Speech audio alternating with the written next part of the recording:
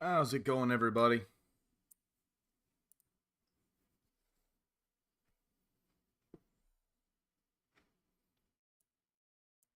Let's get everything set up.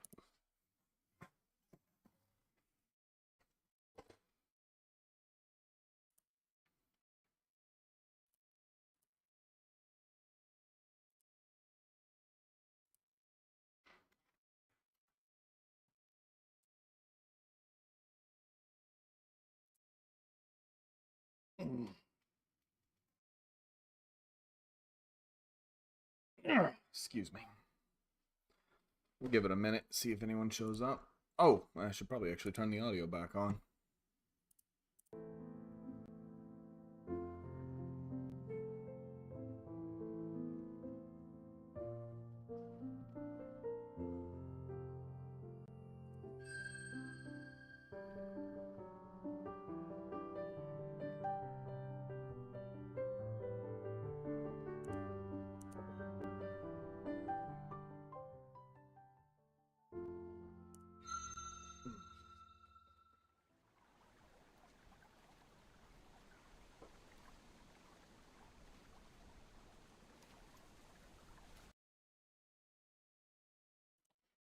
Apologies for the sudden silence. Just gotta check a few things. Apologies for the sudden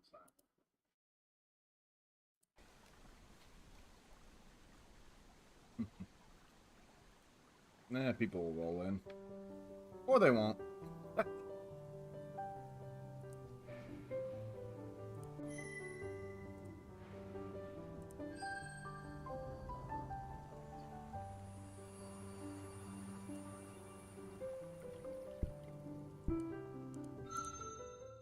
Just as well. Oh, not a lot that I can't, or rather that people haven't already seen yet, unfortunately.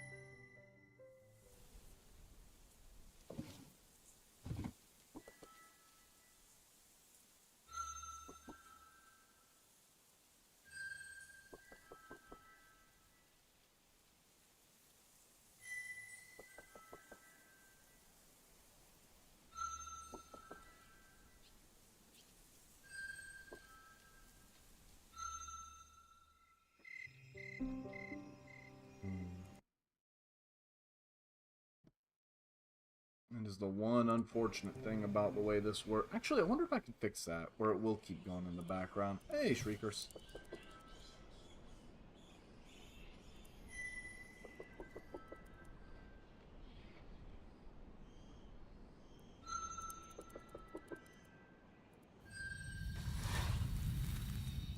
I still love that it counts the Shriekers as treasure.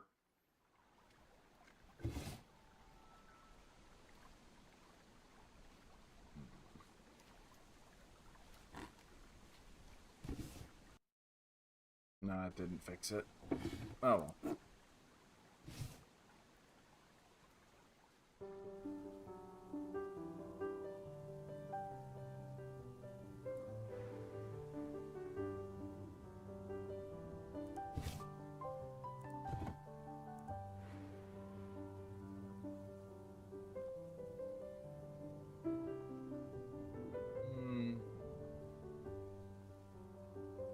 Yes, you are, huh?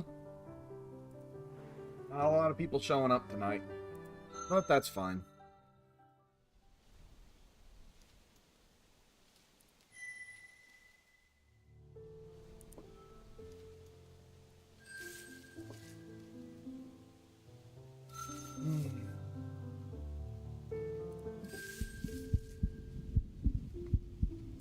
By the way, pizza okay tonight?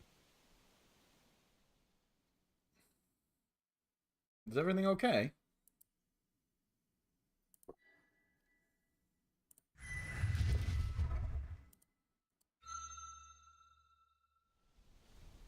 If you need, just DM it to me, hon.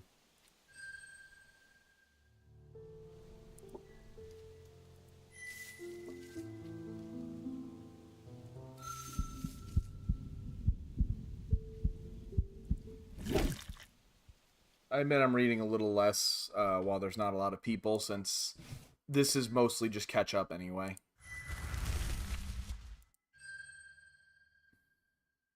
Hmm. You always let me know, alright? And for anybody, if there's anyone actually watching the VOD, I am so sorry about it, but you know how it is.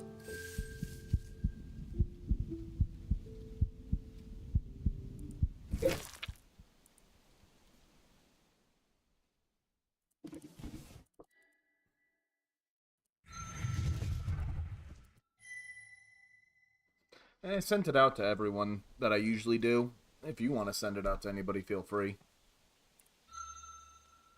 But we'll see what happens. And if anyone's actually on Twitch, I kind of doubt it. But I can't see it right yet. I can see the chat, but that's about it.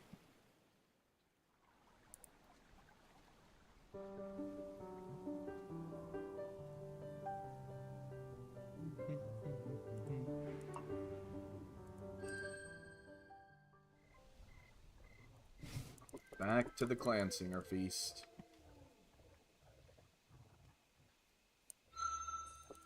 Try and gather as much knowledge of them as we can.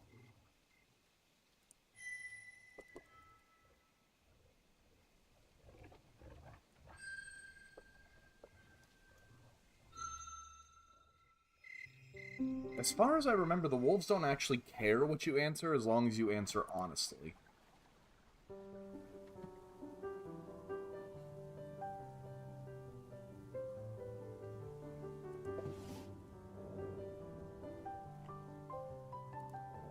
I think I need more air to be able to sneak.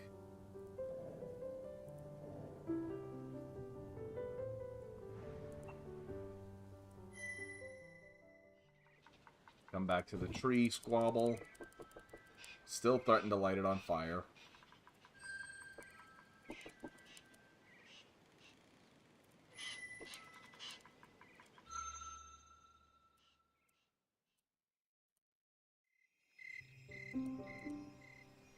Sound all good, by the way?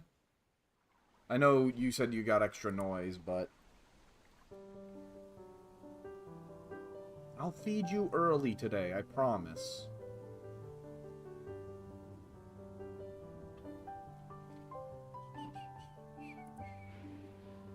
Ooh, right, getting the herb will actually get me a big boost, too. Oh, you weren't in the dark room yesterday? Hey, Francisco. We're mostly just catching up on... We're mostly just catching up on everything we did yesterday. I actually went back, replayed. I got all the treasures we got in the first episode. Oh. Oh, I accidentally... I got all the treasures we got in the first episode. And a couple more shinies. Although I don't see them.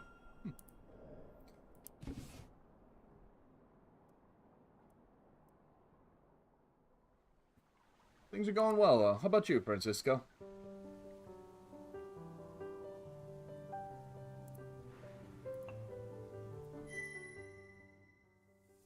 So I'm mostly just trying to quickly catch up to where we were yesterday.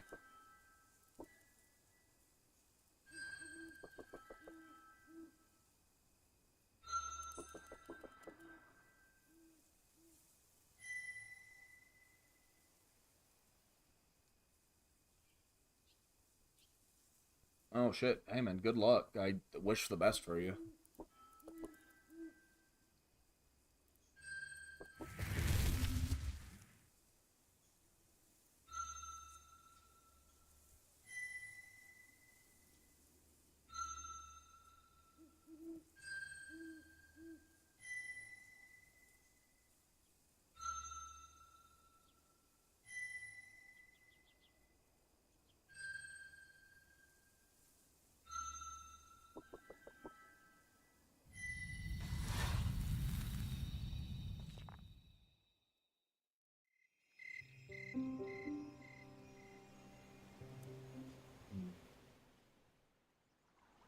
I'm admittedly just kind of speeding through and not reading too much to spare my throat.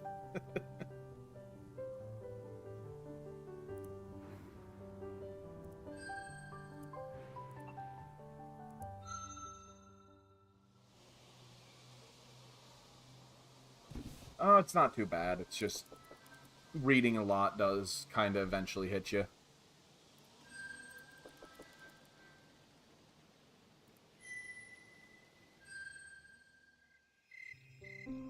Still, I feel like I'm barely doing anything if I'm just speeding through.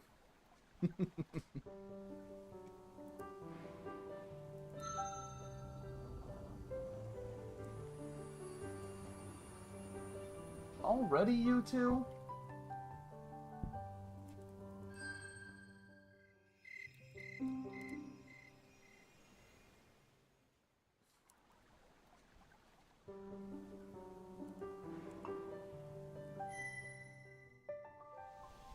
Should I actually fail to progress again? Yeah. Yeah, it tears up your throat real quick. Should I actually fail to progress again and go and die again? I'll probably just go back to my main profile where I do have insane amount of stats and go from there.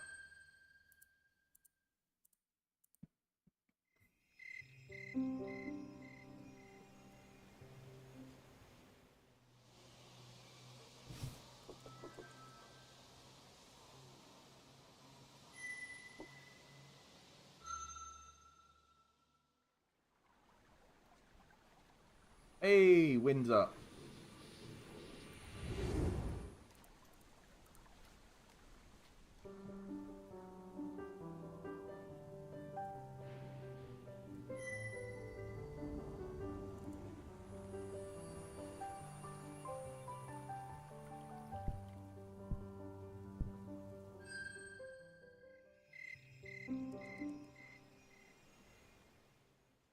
Right, I do still need to talk to... But first, let's get to the Blaze Tail. Faster I finish that, the faster we can actually get that treasure.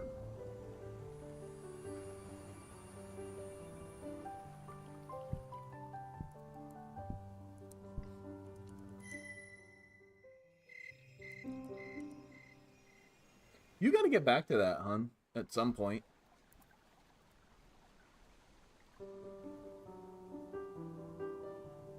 What the hell?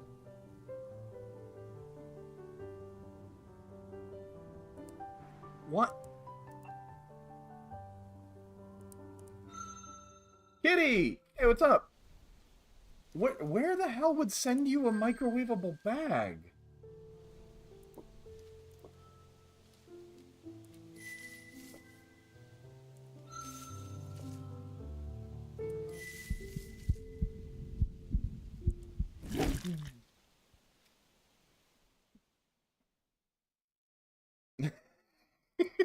You're not wrong.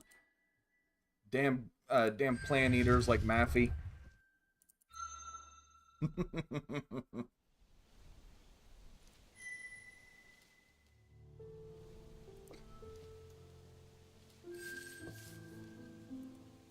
So, like... Oh, I'm sorry to hear. No, I like salads, I'll admit that.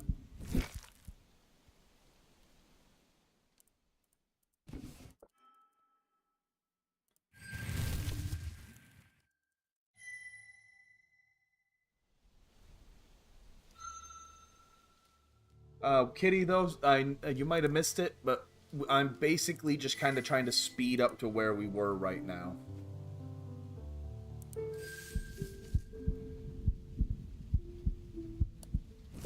We need to eat more chicken. We really do. Nor do you complain about my chili with meat in it. So there.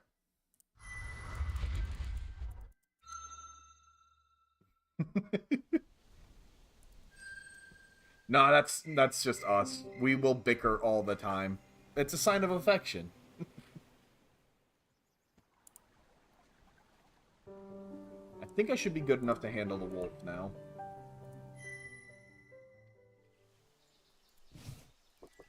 Sentry. Yeah, I don't want to. I don't want to sneak through.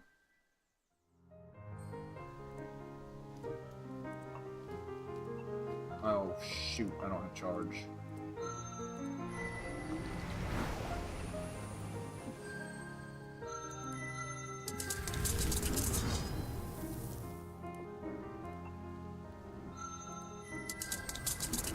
Oh my god. This is utterly embarrassing.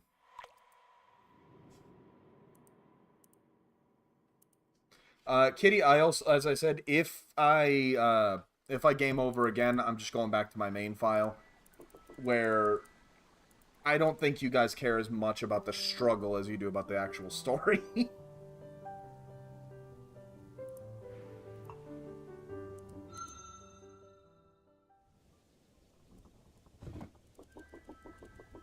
Yes, give me another riddle, my friend.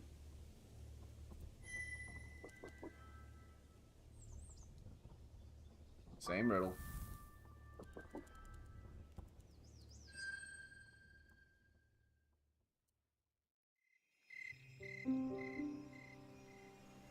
Nah.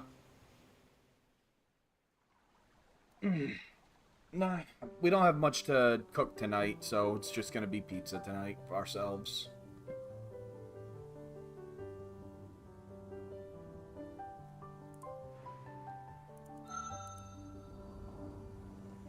Other than that, I got a little bit more cleaning to do.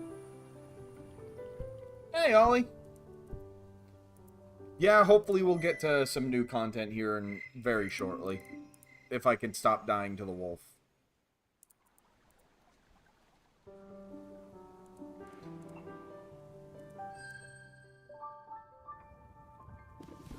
Yep, free the goat.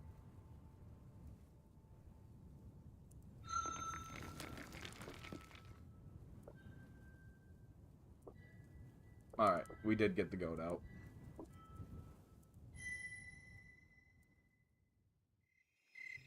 Supreme, the only kind of pizza that matters.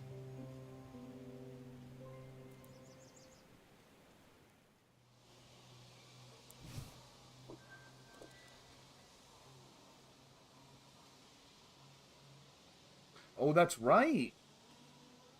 We actually, the magpie at the beginning, we got this from him.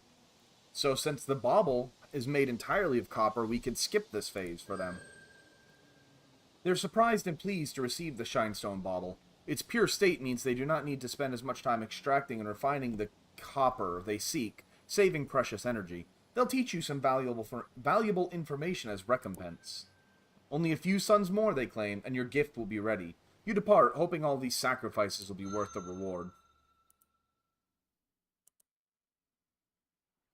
I don't complain. It's just better.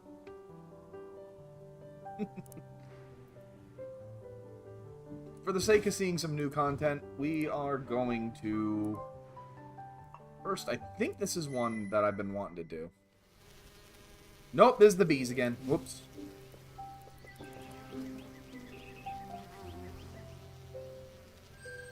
I think the badger killed me too, so...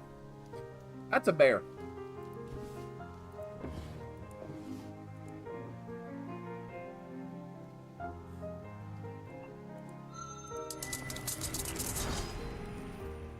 Yep.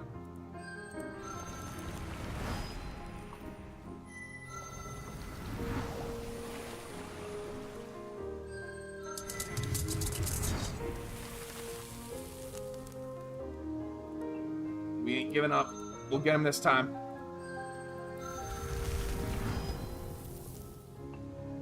I should have been paying attention to the pattern. I think Earth is next. Revenge! The fight is vicious, which surprises you. Lumberers often turn away when confronted with true resistance, but it is very fond of the honeybuzz regurgitation for some reason. It does not taste good to you at all. In the end, however, you are victorious. You silence the lumberer, eat much of its flesh, which tastes very good, and leave the useless remainder beneath the honeybuzz settlement as a warning to others. The grateful Archbirther dispatches several of her warrior offspring to guide you to the promised prize, a crystal in the shape of a flower, eternally blooming from a small boulder, and hidden by many flowers of a more regular kind. You can see why a honeybuzz would find this unliving flower useless, but the kin would call it something else. Treasure. Ooh. It is very pretty. We might need a nap after that one. The bear kind of fucked this up.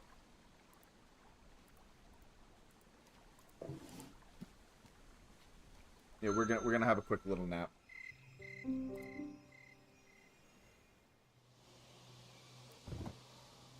The Minsk has prepared a prismatic welcome for you this day. Your gifts have allowed them to make great progress on their mysterious mission. Their songs of thanksgiving echo 1,000 colors in your mind. Joyfully, they present you with your reward, a shining confection of oddish material. They explain that it will continually broadcast a living soul, which will somehow hunt your mind for gaps in your understanding of the one song and fill them. In all honesty, most of their explanation was too complex for you, but you gather that this will automatically build your elemental mastery daily. I'll take that. Now we'll be nice.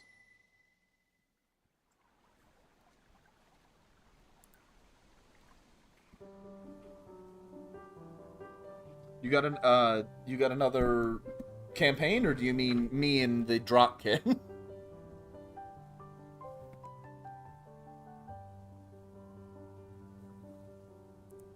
Let's go hang out with Darktooth.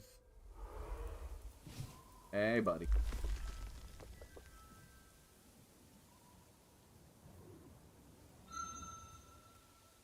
Oh, no, not what I meant. Sorry. Here you go.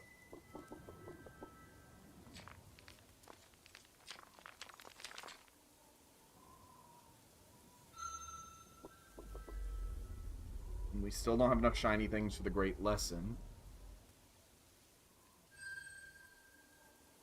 Oh. Yeah, he's still pissy about it.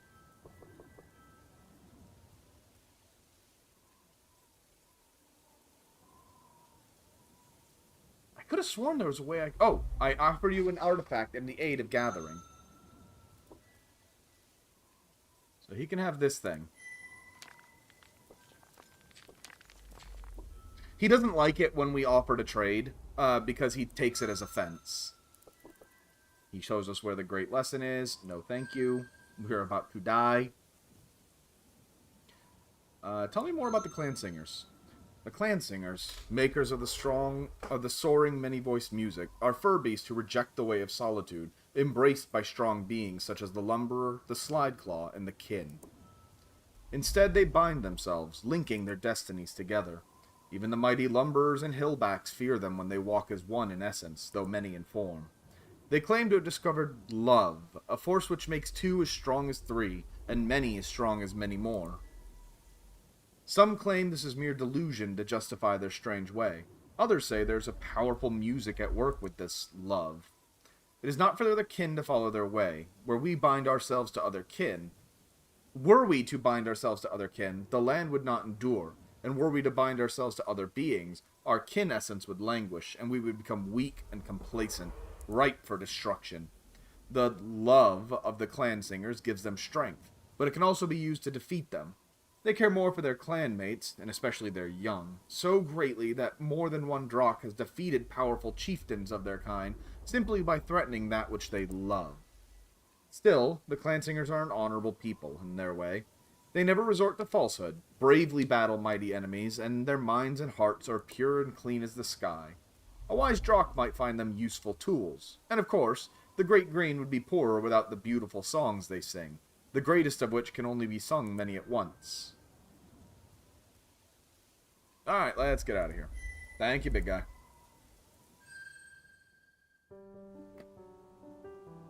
Sorry if that picked up. Oof. We'll go ahead and hunt again just to heal. I think our Earth is high enough that we heal when we hunt. No, it's not. It's a good thing I checked.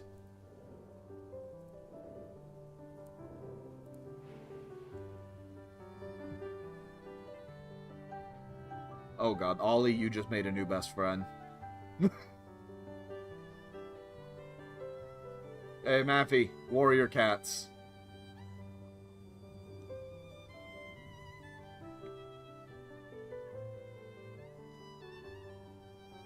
We'll rest to heal up faster.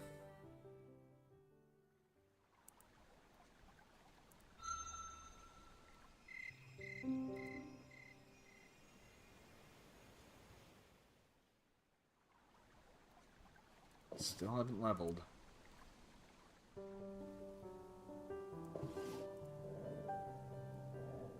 We'll go ahead and try and get to the tree again, so we can actually take care of the other.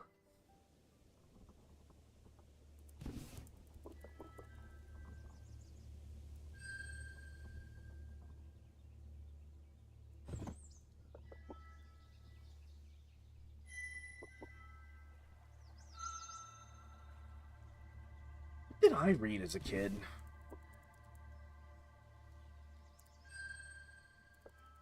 I honestly don't remember. I do remember reading a little Captain Underpants, but not all that much. Oh. We failed. Everything alright, Francisco?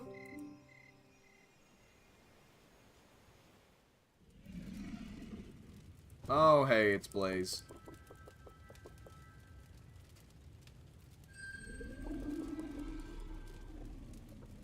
Or Flare, whatever. Yeah, let's have a riddle fight.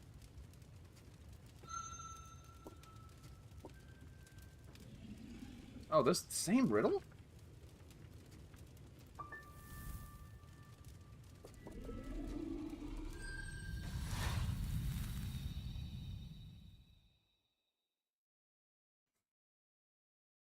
Oh, Jesus.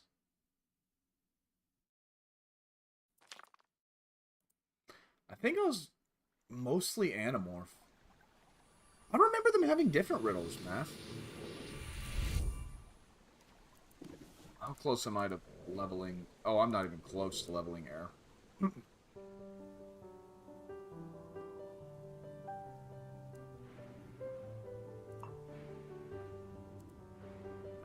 Health good. Could go square up with the wolf again. I'll just level air.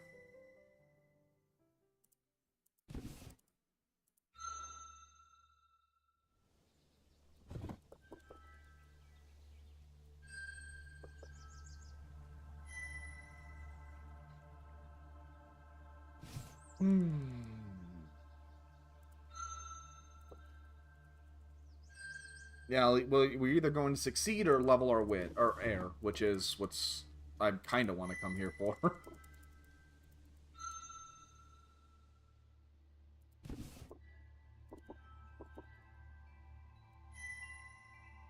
Yep, there we go. Back to the great tree.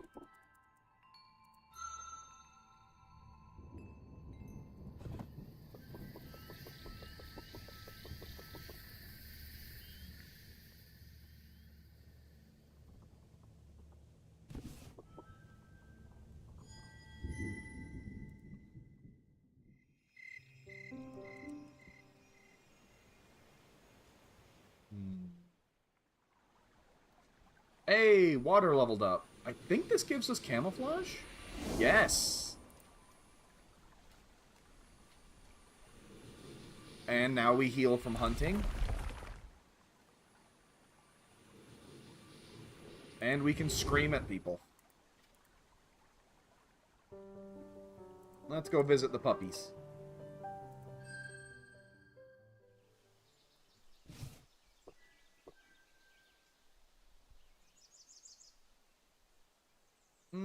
You know what? We'll fight it.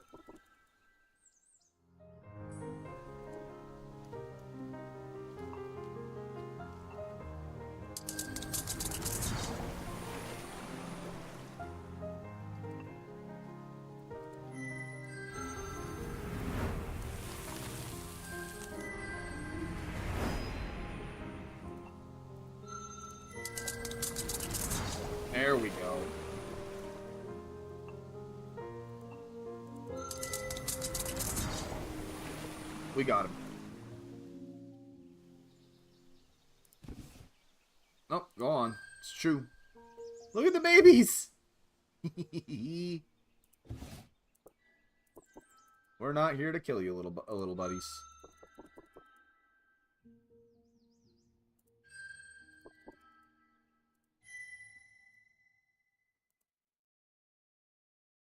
Hey! We are the people of the far-telling song, who sing our great secret to those who would hear. To be alone is weak, to be together is strength. Our love for each other is our true fur, our true fang. Only with others can one hunt great prey, and the greatest of prey is the knowledge of self. We are all pups of the great Den Mother. Drinking her milk, we grow strong. Her milk streaming bright across the night sky. This is our way, the good way of the clan singers. Now we should have something new coming.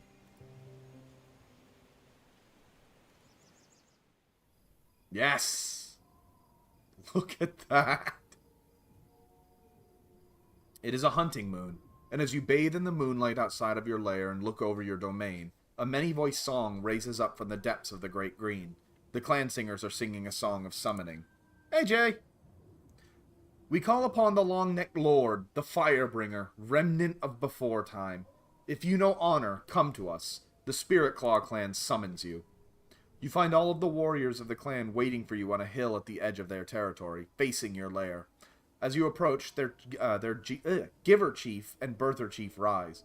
The Giver Chief speaks first. I am Splits the Knight, who rends the darkness with a clear voice, creator of many and first into danger. This night is given to me to sing of our grievances with you. But you have not transgressed. No, not once. Never have you earned our condemnation. Never have you shown weakness nor dishonor. My song of blame has no fangs. Absolutely, Ollie. Their Birther Chief then comes to the fore. I am Fragrant Spirit, whose essence is pleasing to the Green One, creator of many and source of life. This night it is given to me to sing on your behalf, to count your virtues. You have dealt fairly with our seedling. The bold dispersed you allowed to pass, and carry our essence to places unknown, our song and future strengthened. Great and wonderful is your mystery, for you have spared our future. Our cubs are safe in their den, though you had the power and the moment to destroy them. Though we understand it not, we give thanks for your mercy, the shadow of love we find in you. We perceive that you are not an enemy, but we understand not your ancient mind. Our confusion disturbs us. Why have you shown love and honor to a people not your own? I've come to love your people, your clan, more than any other good beast. This sends the clan singers into confusion. Can love, so holy to them, extend between beasts of different kinds? After some discussion, they ask what they wish of them. I wish to become their chief. My lands will be yours, and my wisdom and protection will be upon you. You speak of your deep understanding of their way, how your very essence resonates with their music. You sing of their honor and bravery, their wild strength and beautiful song. But most of all, you speak of the love that binds them together, and how that same love has now crossed new boundaries and bound your essence to theirs. You were meant to find them, and become their chief, to make for them a pathway to achieve new heights of goodness and power. Into your song you weave the knowledge you have gained of their people, and they are awestruck. It is as though your sigils are imprinted not only on their minds, but onto their very souls. In the end, their Giver Chief and Birther Chief step forward. Nothing else need be sung. They have acknowledged your challenge for the leadership of their people, and now you must prove your strength according to their tradition. We're a little fucked up, but we have an advantage. We know their pattern. Fire, air, fire, water. So, let's see what they got. Not helpful. Fire, air, fire, water. So this is going to be either water or air. Air. And now we know their next one. Fire, air, fire, water. So air was the first. Or air. Back. Yeah, so boom, boom. So this should be water. In which case we beat it with air. Then water again. Air.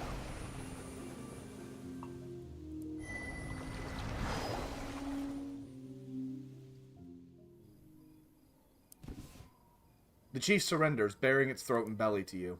Having defeated a standing chief in open combat, the clan acknowledges you as worthy to lead them. Challenge the other as well, and die try.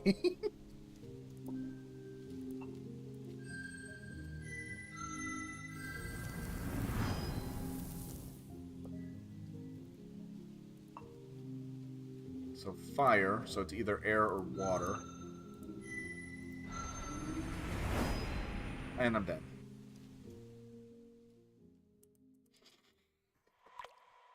Hey. That's my fault. I got cocky.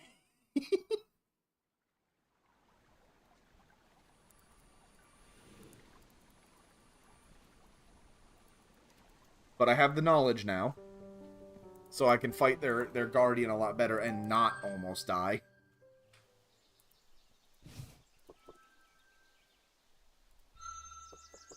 Fire, air, fire, water. Oh boy, it took away my knowledge. Oh no, it didn't. Fire, air, fire.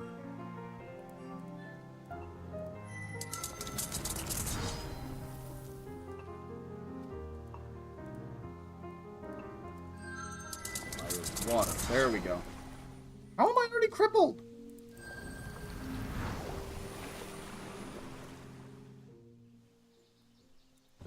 Well, this ain't gonna be good, because now we're gonna die.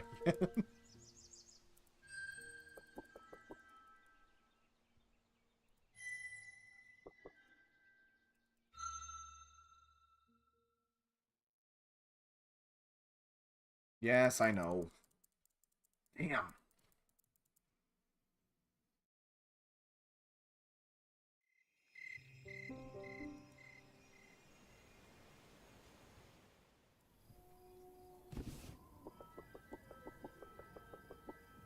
It'll be the same thing.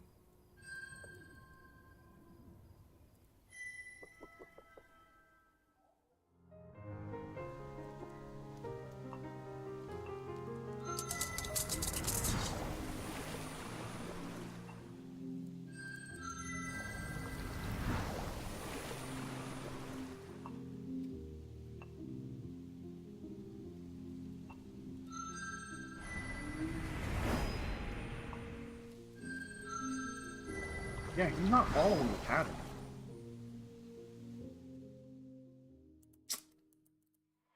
Alright, that's it. We're going back to the other profile.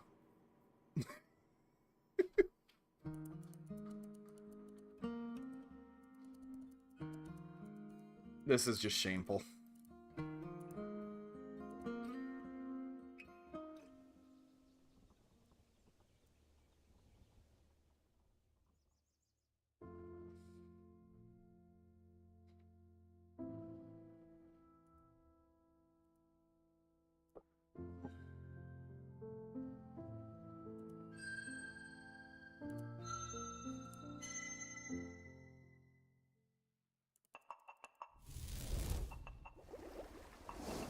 Now, a lot of the challenge is going to be gone from this, by which I mean all of the challenge.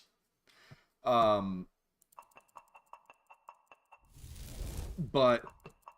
I figure y'all would prefer just getting the story rather than watching me get my ass beat by a bunch of dogs again and again and again.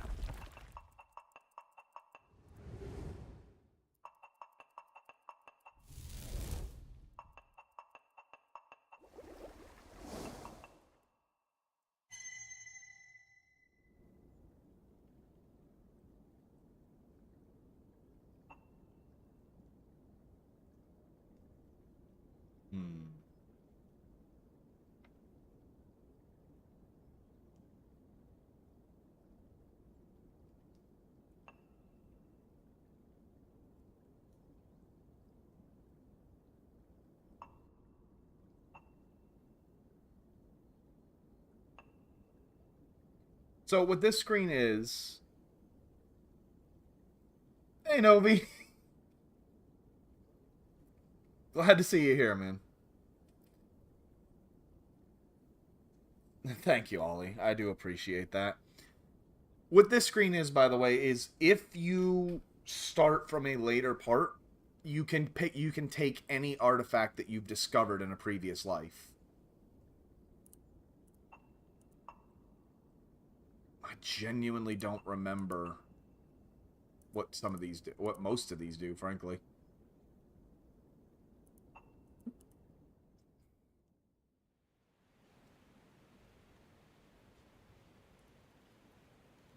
Y'all are making me blush, I swear.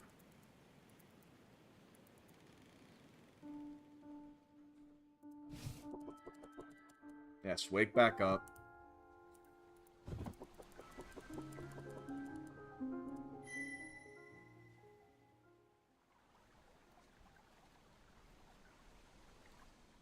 Y'all.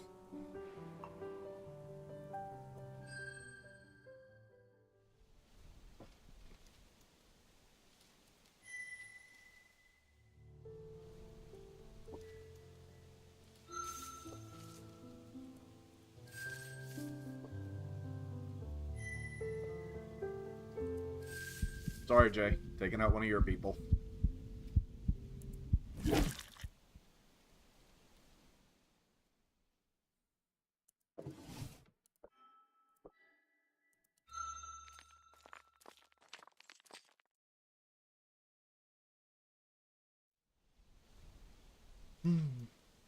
So, yeah, I figured that this is better than just watching me beat my head against the wall.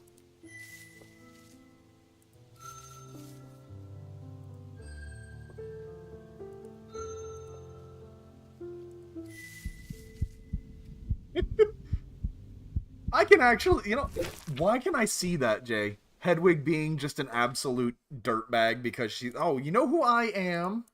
Excuse me. You know who I am? I love that owl feathers count as shinies for some reason.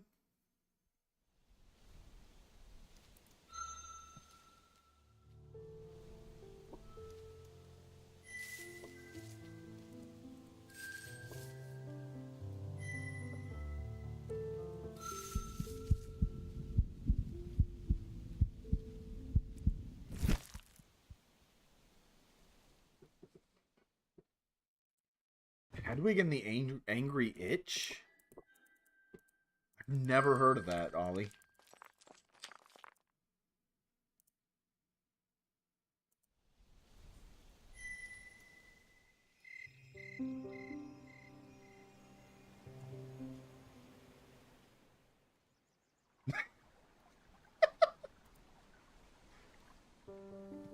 Jay out here trying to marry a celebrity bird.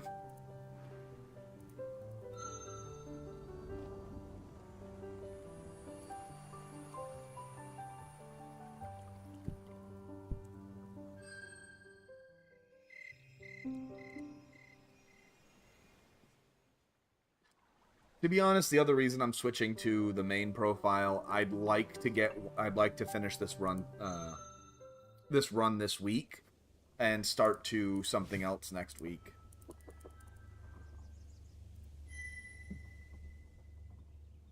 Huh.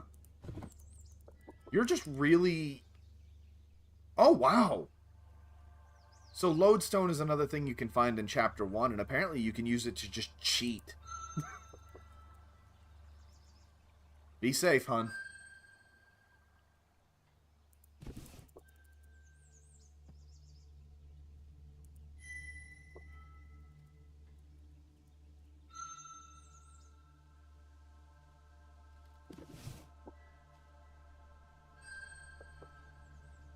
Yeah, I'm at 5th or 6th for everything now, so...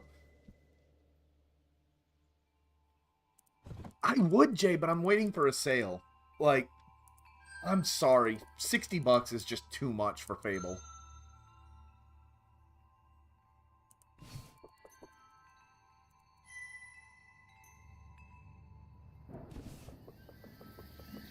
Yes, yes, yes, I'm amazing.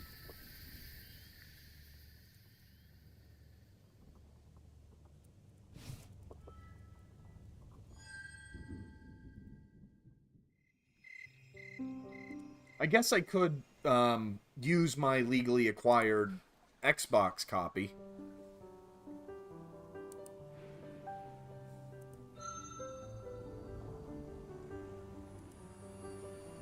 The same as Fable 2.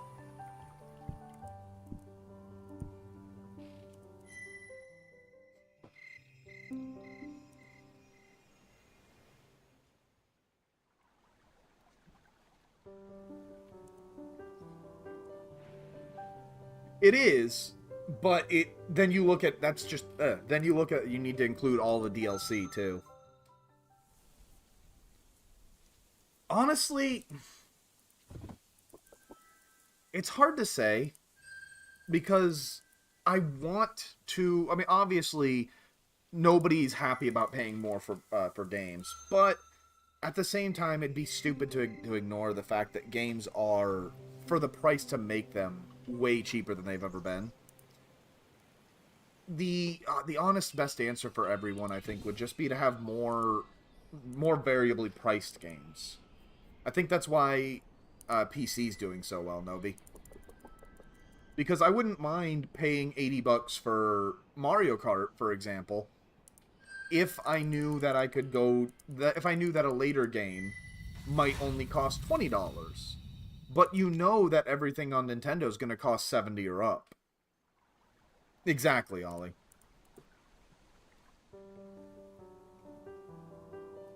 To be fair, you'd have to pay me $199 to play Action 52. Where was I going? I was coming up this way for a reason.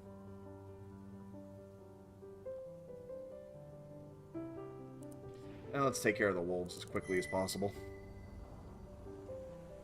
And the other half, you didn't want it to work. Although, Cheetahman. True, Jay, but only the, like, economy bit.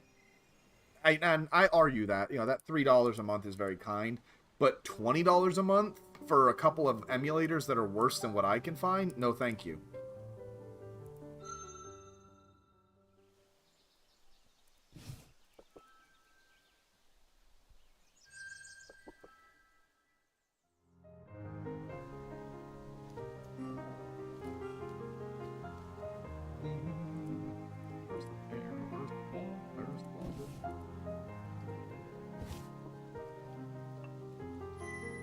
Sorry, fire.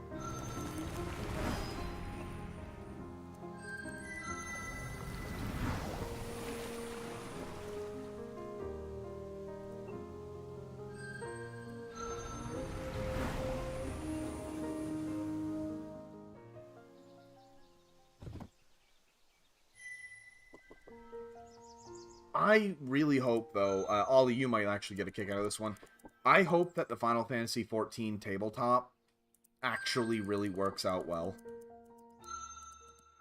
Because I want to get back to tabletop, but I just... Hasbro's been pissing me off way too much lately.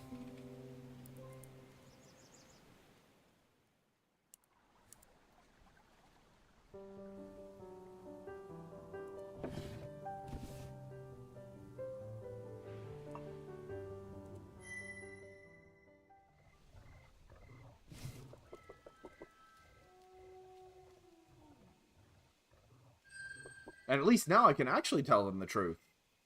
I'd be ashamed to take their kill. So you take pride in your lone way, as we take pride in the way of one and many. It is good. Let time judge with fairness which way is stronger.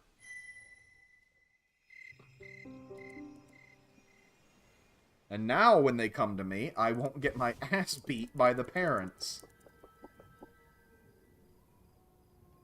Did they add anything else? No, they said the same thing.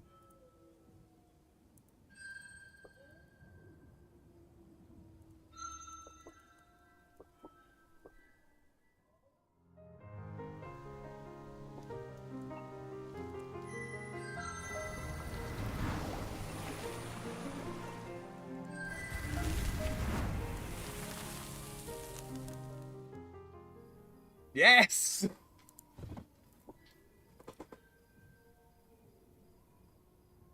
No, we will challenge both. Now that I am overpowered.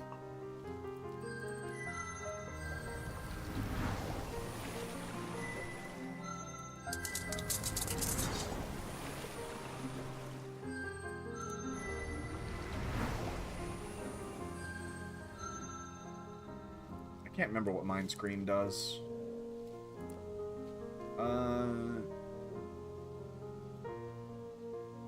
Oh, reduce all masteries for 3 rounds.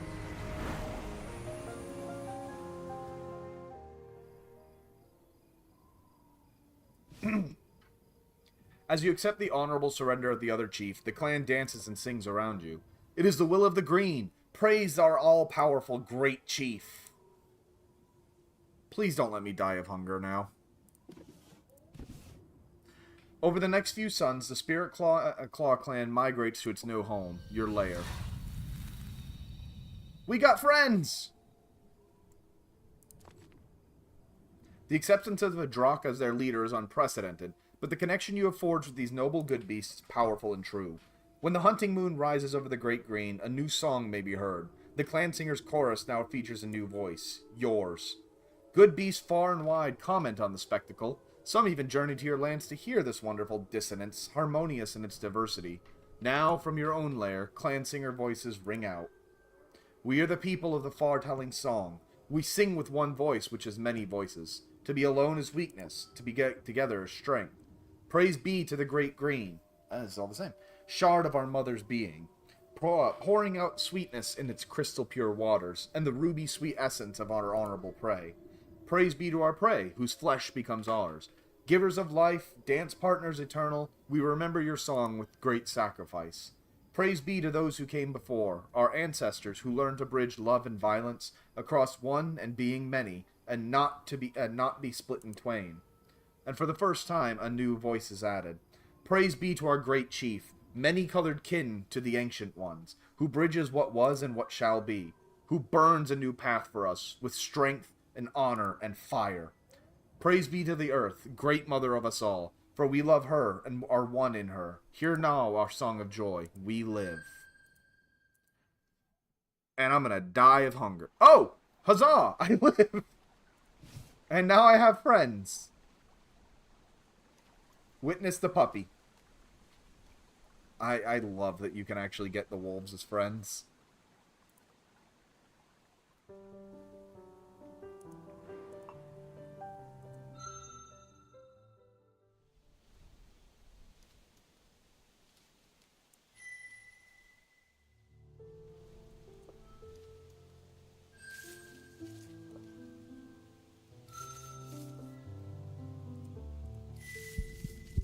Although I'm kind of surprised I gained reputation from that. I figured the Drakkin would be really mad at me for doing that.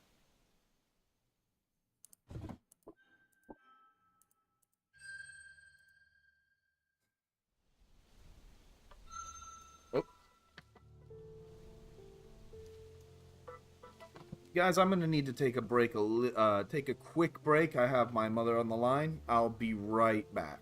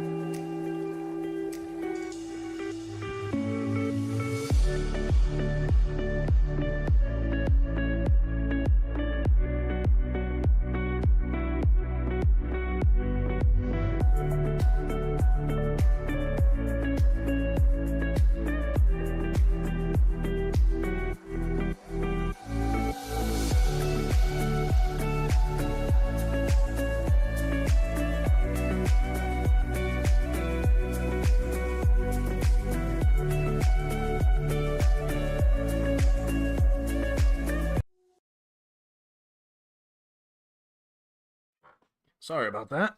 And I still will need to feed the little beasties, so she essentially was calling about something I had asked her earlier. I can tell you later, hon. Sorry about that delay, everybody.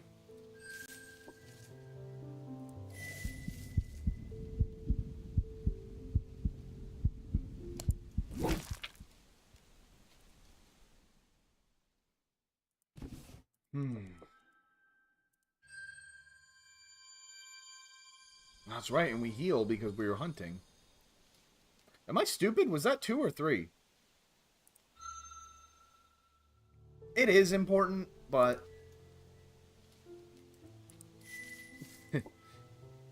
just she has the worst timing, and she always does. I love her to death, and I'd never say anything bad, but she has an uncanny knack to find just the worst possible time to call.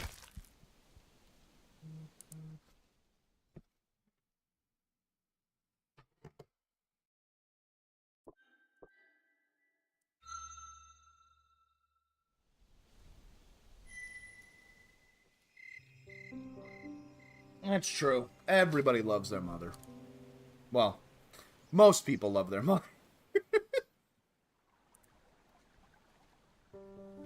Did I hear that? Hold on. Did I hear that? Let me crank it up on the game a little bit.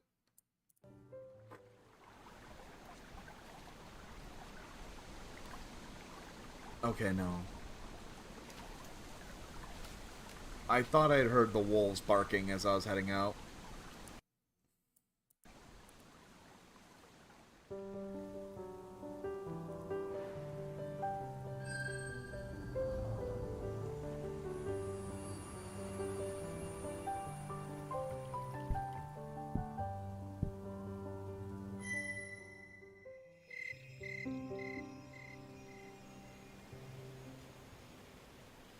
I'm not going full Oedipus, I assume, Ollie.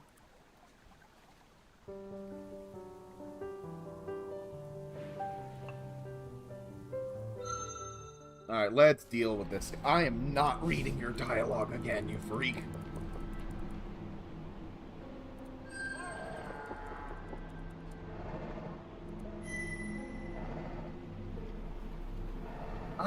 Honestly, I've been meaning to replace it, or at least upgrade it. I use a Snowball Blue. Hey, Cap!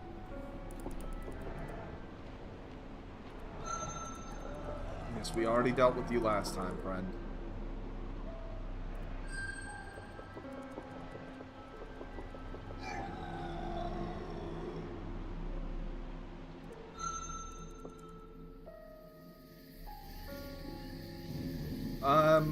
Kind of, actually. Were you not here yesterday, Ollie?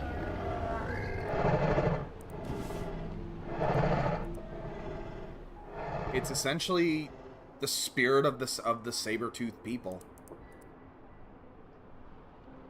I didn't notice this.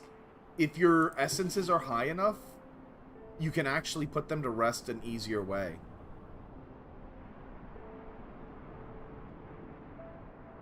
Let's see, let's sing a true song to put them to rest. The spirit of air whispers to you the truth of what lies here. You know that if you can properly name it, it will obey you. You gather up your essence and begin a true song. Essence of a great people, warriors all, fierce and strong. Sun was proud to sire you, and earth to bear you. Fearless you were in life. Essentially, Ollie, they are mad that they are extinct. And they're trying to rebuild themselves. Challenging the mighty, consuming the weak, you took the flesh of the greatest into you, and it was good.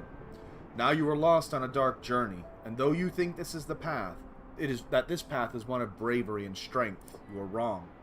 This is not the courage of the Blade Fang people, which inhabits this tailless body and twists it, but fear, cowardice. The fear of the void lies in every good beast, even the Drakh. But your fear beyond fear, you have become hollow and empty. Remember the courage of your people. Remember that this cowardly thing is not you. Your true self rests now. This is only a scream of panic made true. The memory of the Blade Fangs will live on, always. You have changed this world. Your footsteps molded Earth's flesh. Become, one last time, a true warrior, and face your fear and overcome it. Show Earth and Sun your true strength, for this is fear, and this is not you. With the spirit's tenacity and boldness revealed as nothing but fear of the end in disguise, the mask falls away and it at last remembers itself. The Blade Call people were warriors, and great warriors do not fear the end. Slowly, the spirit of the Blade Claws rises its head to look at Sun, and slowly it begins to separate, peeling away from its no-tailed host and rising. We remember. At last we remember what we are. O Sun, honored father, and Earth, honored mother, we return to you now, our eternal home. Countless spirits rush out of the beleaguered body, chasing Sun as it sinks on the horizon. When moon rises, it whispers down to you. All things pass away, and then it is over. The unclean ones are gone. Where there was once a thing, a tailless giver lies here, unconscious. Then once again, we'll let him go. He's done nothing.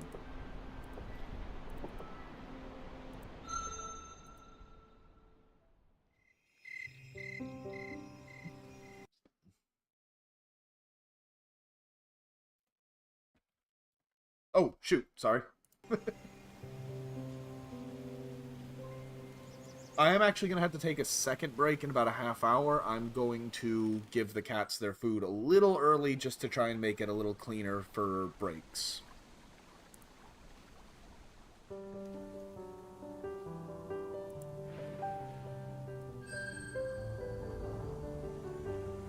What's up, Meth?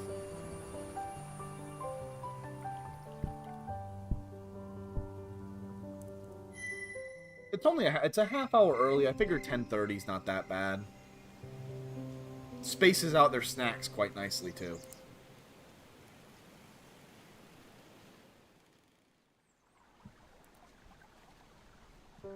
Well, Ares is asleep right next to me. Athena's in the bedroom asleep. Have our dream of fire.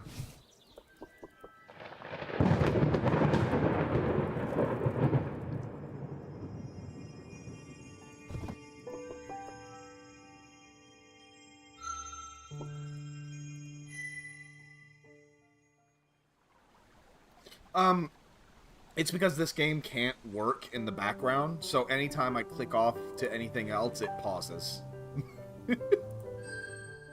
It's why I can't leave the music on and do something in the background.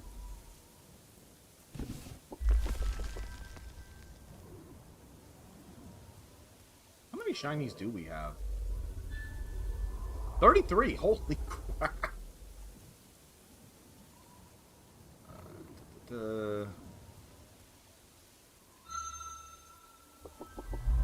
Ask about the great lesson. I thought we were supposed to come ask him about the dream.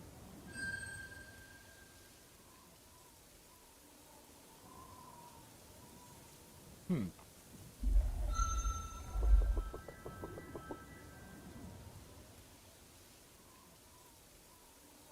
guess not.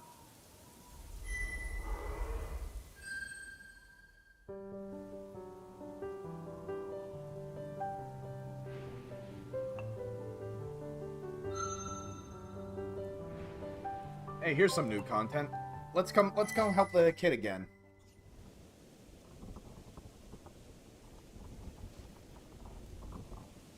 And they think they're in charge. So again, we have a little no-tail hatchling here. And we're gonna go ahead and let it lead it to the exit.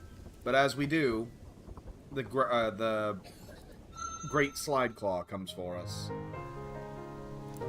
But now we're not a little wuss. And in fact, we know it's... Oh, wow.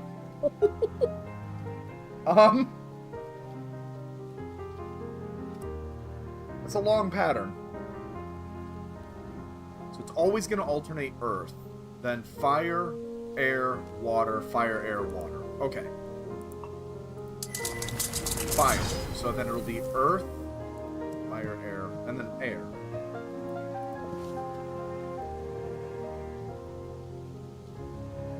Keep doing that. Now it should be air. Fire, air, water. Water.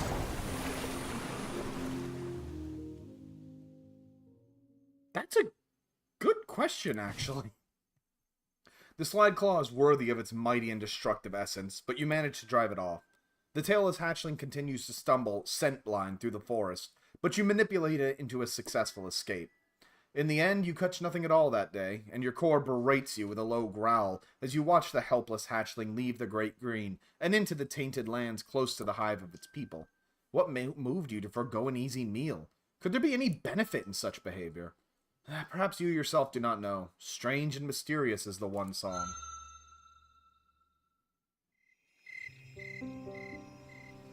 What am I missing with the letters? Oh! Thank you.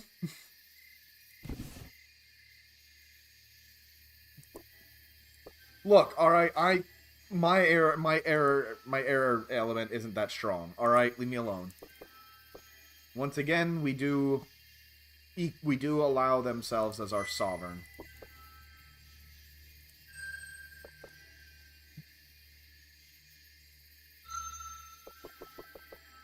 And that's not dignity, that's arrogance.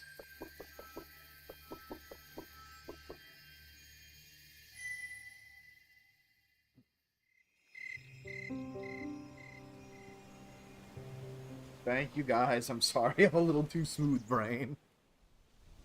Oh! You were being followed by a Blazetail, a smaller cousin of the clan singers, which nevertheless hunts alone. It has fur the color of fire, and its essence, like its body, is lithe and mercurial.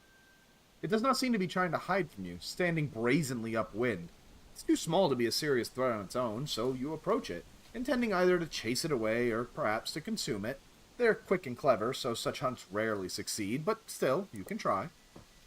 To your surprise, though, it does not shy away as you approach, but begins to sing to you with a piping song of its eyes and mind, and a subtle dance, mostly involving motions of its luxurious tail. Questions, questions, beautiful questions hang on the branches of trees, are strewn in the grass below, and this one is chosen for you. Why? Why have you chosen to protect that which is not yours? Should you not take what you can, when you can? Should you not prey upon all that is weaker than yourself without mercy? Why? Why choose the gentle path? This question rises in my mind. Does such an answer exist? It seems this Blazetail, who you name Writhing Question, somehow knows that, on a few occasions, you have allowed beings to live which most predators would have destroyed, and chosen not to end life, but to instead support it. Tidings. Tidings I bring to a strange kin who values life, even when not its own. Will you open your mind and receive? Are you broad enough within? A small, sun-yellow crystal is laid at your feet, and Writhing Question vanishes into the undergrowth. The leaves don't even rustle as it passes. When you touch the stone, your body is frozen. You can only watch, unable to move or even breathe, as veins of sapphire light travel up your forepaw in bizarre right angles. When it reaches your spine, it shoots downward all the way to the tip of your tail and upwards to your eyes, replacing the world with a painful brightness. You begin to panic, certain that you'll be destroyed. But a voice washes into your mind like a mighty wave, cool and soothing. Peace to you, beloved. Be calm. This is not an end. This is a beginning. Look at her.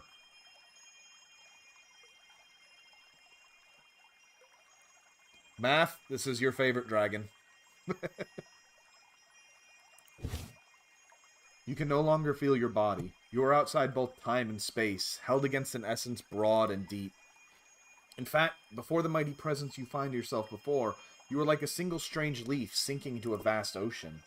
You can barely remember what you are, what you were. It threatens to erase everything in its glory. My beloved, essence of my essence, shard of infinity, I have felt within you, growing, flowering. The force that will forge the future, greater than survival, greater even than wisdom, it opens the dreaming door. It is the taking of suffering upon oneself for the sake of others. It is seeing oneself in all other beings, the joining of all beings into one, the last epiphany. It is compassion, Lord of all virtues. By acting with loving kindness, even when it brings only loss. By seeking peace even when it is the seeking peace when it is the difficult path. You've proven yourself to be one of my favored children. Continue to refine your essence with acts of selflessness, and you will be worthy to join the chosen ones, to forge the future of Earth herself. I grant you my blessing. May you overcome the suffering and darkness of the world, and may you become a light among the kin, to a new and beautiful music. Seek me out when you can tread the high halls of air, and your true destiny shall be revealed. Rishikesh? When at last you are back in your own body and open your eyes, you feel fine. Better than fine. You feel wonderful, as though you've been purged of all impurities. If you weren't so filled with fatigue, you would dance and sing in sheer joy at the pleasure of the true song of health which has been sung to you as a gift. You can still feel a little of the... full heal. You can still feel a little of the enormous and yet soothing presence of the strange Dropkin who has blessed you. It lingers, opening new paths in your thoughts.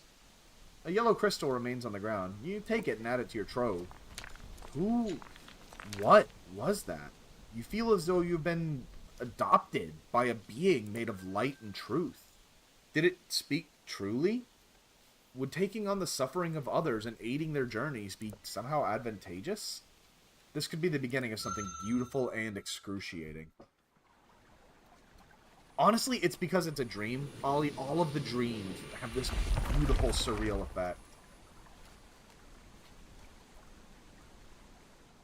So what is the Rishikesh?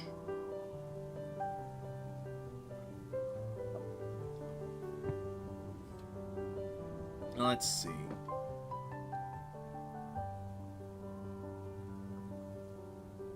I think I need to talk to Darktooth to get to the great lesson about Rishikesh.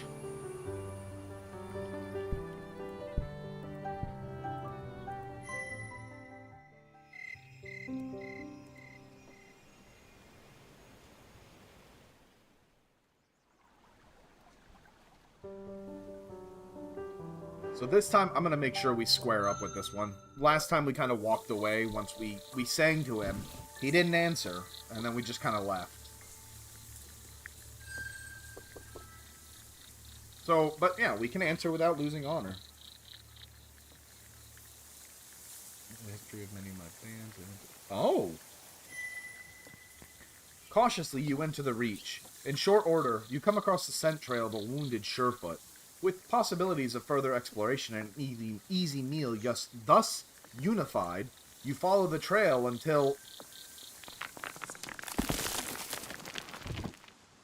Incredibly, the ground itself has betrayed you. You'd barely crossed the boundary when the soil and grass gave way, dumping you into an earthen pit. The sides are too smooth to climb, and digging out seems to be your only option. Even if you had working wings, there wouldn't be enough room to spread them and take flight. Look at this little dork! You barely begin to dig when the face of a ruby kin appears at the top of the pit. I'm the claimer of the hidden riches, the finder of new pathways. I'm the one who learns from the spinning weaver, the one who waits for gains, who turns the land to my service. I'm the maker of hostile lairs for unwilling guests. Its song is soft and smug, rife with the knowledge that it is looking down on you from a higher place. In your mind, a new name arises, Vantage. A good name for this who seeks to find a position of superiority from which to deal with others. Your prospects would be grim if Vantage sought your destruction. It settles down at the edge of the pit in a relaxed position, though, and yawns widely. This serves as both a display of benign disinterest in a fighting and a warning. Those teeth look rather sharp, and the breath of the Rubykin, a clan to which Vantage obviously belongs, is known to be the fiercest and most deadly of all Drakh. Why have you trapped me? Look, can we just deal with each other's territory? To claim the land near the very spirit of the Great Green is either foolishly dangerous or dangerously foolish. I have no intentions of invading such a space. Vantage falls silent, but your request seems to have been obliquely approved. Vantage would not trouble your lands for the near future. Why did you trap me? I wish to learn of your way. You are one who follows tradition. Your seeking formal parley made that clear. I left your greeting song without reply. Are you one who treats emptiness as something to be explored, or something to be shunned? The former, it seems. Now I am still learning of you. With every action, every breath, you give yourself more away. You know what? I want some treasure. You hear Vantage's tail thump above you. You seem to have amused it. Wait here. It says peremptorily. Oh, that's a new word, too.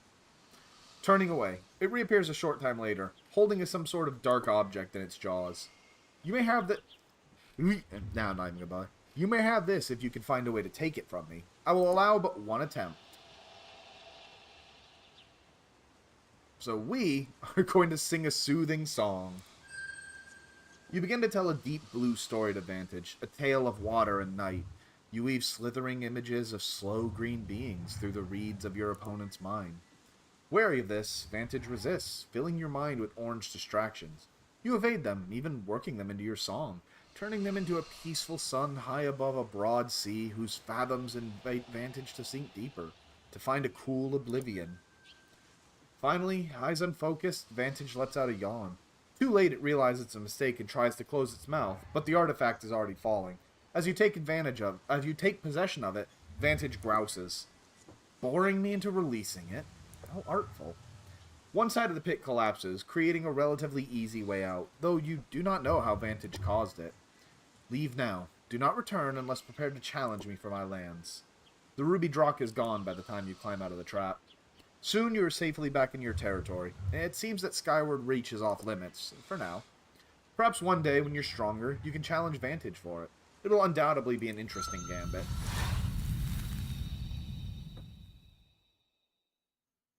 Black Shinestone. I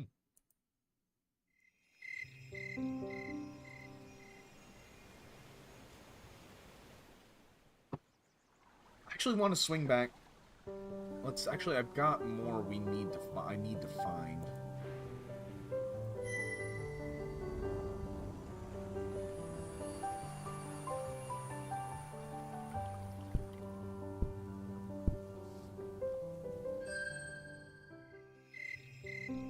Oh, thank you for the reminder, hon.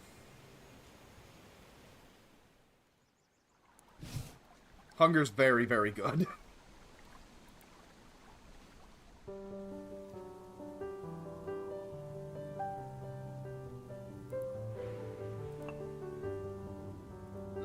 Let's deal with the... Actually, let's go talk to this one. It's always good to meet our neighbors. Following the shallow river which runs through the spirit woods of the Great Blue, you come across a clearly, and frequently, marked scent boundary. One of the kin claims this green and pleasant land as its territory, known as Riverwood for its harmonious combination of plants and fresh, clean water. Plants of every kind are abundant here, and beasts as well. Hunting here would probably be very easy, but to hunt in another kin's territory without first announcing oneself would be a breach of custom. Well, let's talk. Your song has barely echoed through the trees when a young adult kin appears. It's one of your own Emerald clan, and a rather stunning specimen. I love its dumb little poof.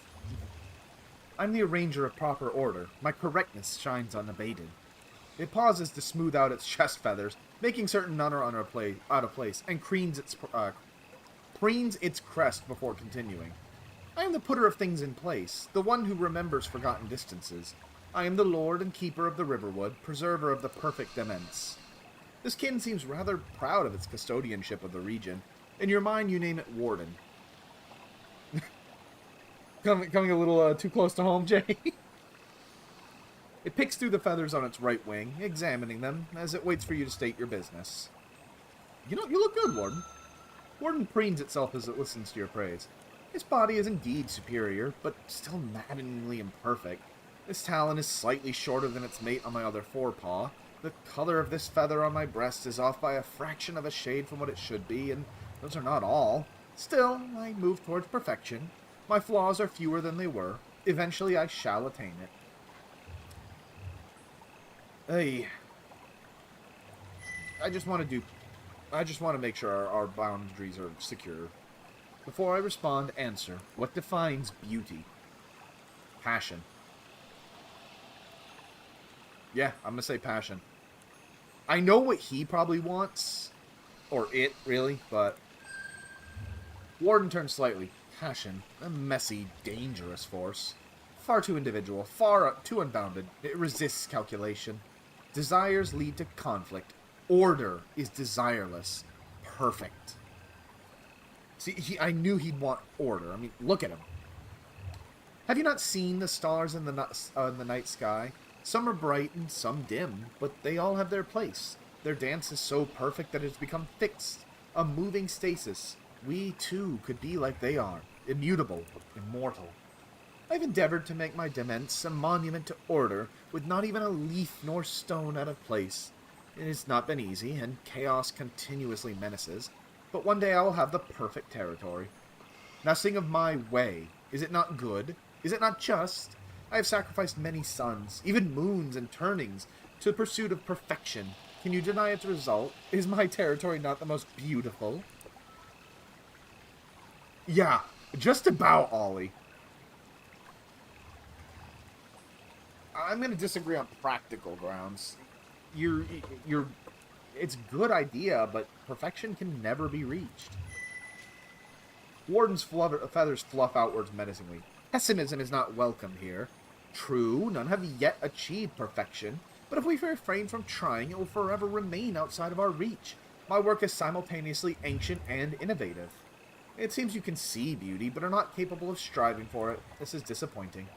If you will not acknowledge my correctness, then I will offer you no acknowledgement of your territorial claim. I will continue to hunt in your territory when I will.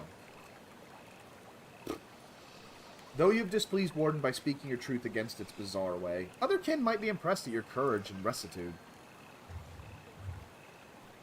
You know what? How about a bet? Warden tilts its head slightly, pondering this.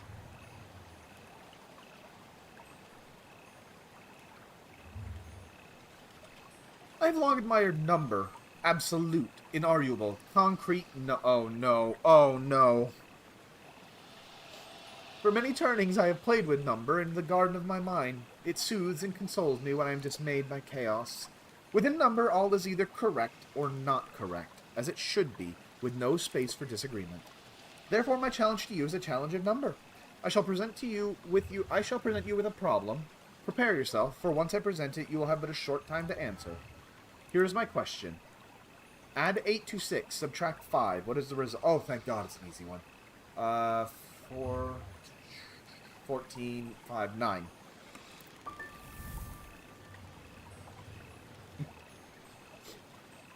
You're still fucking tracking. Despite having lost, Warden looks happy, thumping its tail as it offers you a small artifact of some kind. Well answered.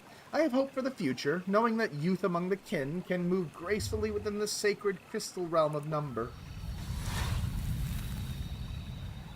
I got a rock. Hey, I heard you have some no-tails near your lands, dude. Those filthy, degenerate other spawn. It hops, lashing its tail back and forth. Hey, we agree on something. They creep about in the periphery of my lands and disturb my order. I have made certain that none that enter my territory leave alive. They do not belong here, and as long as they remain, order is threatened. Their pollution, their chaos, is inextricable from their natures. In the end, however, they are nothing but other spawn and easily destroyed. Such pitiful, weak, twisted things are not worth another moment of consideration. We defile our songs merely by thinking about those disgusting droppings of the defilers of long ago. Goodbye. Warden turns away from you by way of dismissal. I encourage you to embrace order and perfection. They alone shall lead to the way of the future of the kin. Unless you are bold or foolish enough to challenge me from my territory, I wish you well. As you leave, you note that Warden's territory is indeed beautiful in a way, but it's so rigid, so intentional as to almost be disquieting. You wonder if the spirit of the Great Green truly wants such a thing as perfection.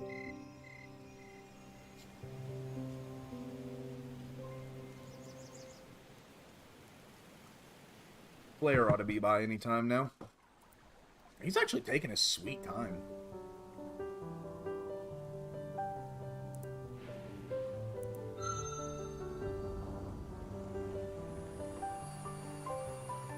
I don't think we've ever been down here. No, we haven't. Water is enamored in this area and gathers in countless pools and marshes. Trees melt into tall grass and cotton-tailed plants. This area is dangerously close to the huge marsh known as the Empire of Reeds, an area claimed by a sapphire kin as its home. You may hunt water beasts here or request an audience with the Reed Lord, but perhaps other things may be found in the wet and warmwood green. Neither are mine. Like, none of my characters. Maybe my Tabaxi mage could, but... Ugh. Let's go meet with our last neighbor. Actually, I think I know what this is. More of the Brightlings. They barely make any sound as they move from plant to plant, touching a leaf here, caressing a flower there with their long-fingered forepaws, their small mouths. Their movements are measured and slow, as if every step, every gesture was carefully planned. They are Brightlings. With their mostly hairless, untailed bodies and stilt-like legs, they bear some resemblance to other seed species, such as the no-tails and the delvers, but are altogether different in scent and spirit. A facade of a no-tail birther scent cannot hide their true aroma, which is like blackberries and lightning, holding not the slightest trace of decay. Each of their scents are exactly alike. I love cloaca as an insult. As for their inner essence, you can't see the elemental spirit lines of their true selves at all, but rather their whole body seems to glow faintly. Are they made entirely of tiny spirit lines, or do they have no true essence at all? Both seem impossible. At the moment, these three are engaged in touching, smelling, and occasionally even tasting every tree and plant they come across. They never destroy anything, though occasionally they pick up a fallen leaf or pull up a small herb or flower whole, still with its roots in soil, and place them into a small sphere of melted sand, briefly, before carefully placing them back where they were. Let's interact with them. As you approach, one notices you, and then all three are suddenly looking at you with piercing, violet eyes. The first saying no warning to the others, made no sign. How did they know? It's like all three share one mind. Because you can't sense where their minds are, you have difficulty singing to them in the usual way. There's no surface upon which to paint your feelings and ideas. However, they do not quail or shy away from you. The scent of fear is wholly absent here, which in itself is more than a little disturbing. You can touch me. Oh, as one they slowly approach you, four paws outstretched. It seems they wish to touch your head. In a moment, their digits will be upon you. Despite a feeling of rising fear, you remain stationary and allow them to touch you. You feel a jolt, a spark, as they make contact, but you're unharmed. They proceed to gently inspect you, smelling your skin. One even uses its small pink tongue to taste your crown feathers. Maybe their tongues are as sensitive as yours. They back away and stand still for several moments, then return to their prior investigation of the green, ignoring you. Many questions follow you back to your lair. How is it they neither fear you nor prey upon you? Why did they want to touch your body? Like the no-tails, the Brightlings are mysterious, but their total lack of understandable intentions makes them even more fearful. Did you never actually investigate the Brightlings, Maffy?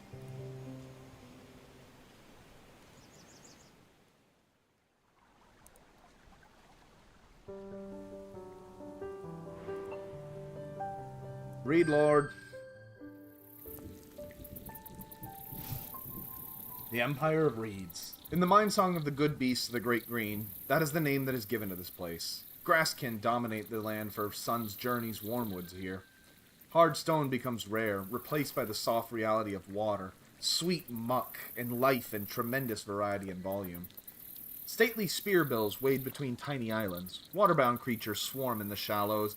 Hard shells claw snaps ply the mud, and larger creatures of many kind visit to graze, bathe, drink, and hunt. Hey, we got another bot over on Twitch. Give me just a quick second to take care of that. I know nobody's on Twitch, but still don't want it in my chat. I thought I turned on the bot to take care of that.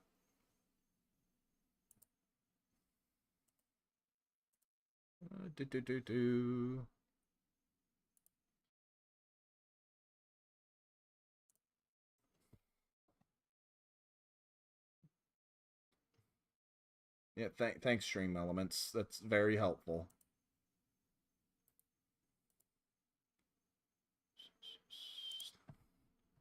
Man, I do not remember how to actually do this.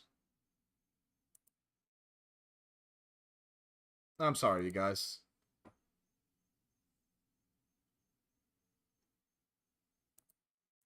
Give me just a quick second. There it is.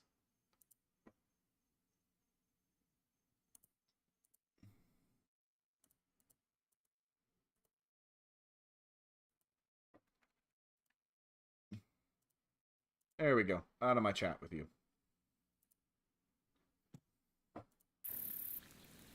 Another bot just showed up. It'd be the second time I've had.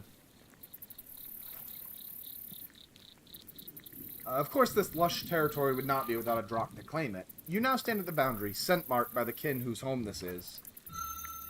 You sing a song of annunciation, and the mighty rush of air from your voice startles nearby feather beasts, sending them skyward. Soon after, a kin appears, one of the Sapphire clan, who has power wherever water rules. It's capable of flight, judging by the size of its wings, but still too young for an adult, perhaps only 100 years old. So it's only slightly older than us, and it's 100. Its mind song is fluid and graceful, starting with small shapes, then expanding images and emotions outward in all directions. I am the slow, hidden current which builds to a crushing wave. I am the patient breeze which rises to a tempest. I am the Reed Lord. Hello, Tempest. Come to acknowledge your territory. Tempest listens to your introduction patiently, then after briefly considering, answers. So it shall be. I have little interest in the cold word dry skin, and furthermore, that land is overblessed. The spirit of the Great Green lives close by. To claim it as territory, as you have done, is perilous and presumptuous. Here, where water and life are plentiful, is the home of my choosing. Remain far from my empire, and I shall mirror your inactions. You want to trade? A mere child such as you is unlikely to have anything of interest to the lord of the Empire of the Reeds. Perhaps when you have grown greater, there will be more to sing of. How about a prize? Tempest's tail rises and falls in a gesture of mirth which sends water splashing. Very well, child. For 10 shiny things, I shall wager a lesser artifact which no longer interests me. Would you engage me in a riddle challenge? Here is my riddle. I am the herald of he who is greatest. I break but never shatter. Easy. Easiest challenge of my life. Y'all got any guesses? Just to get the idea that I do know what it is, I'm going to put the first letter.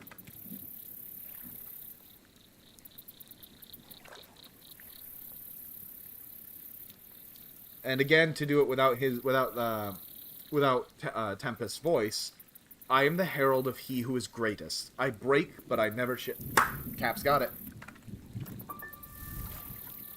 Tempest's crest rises, inner eyelids sliding upwards. It is clearly surprised. The youngling has a promising mind. I will not underestimate you again. Take your prize. You sense that staying in the Empire of the Reeds any longer would not be wise, and return to your lair. Though you may not be great enough to challenge Tempest for its territory, you were at least able to obtain an artifact. What in God's name is this?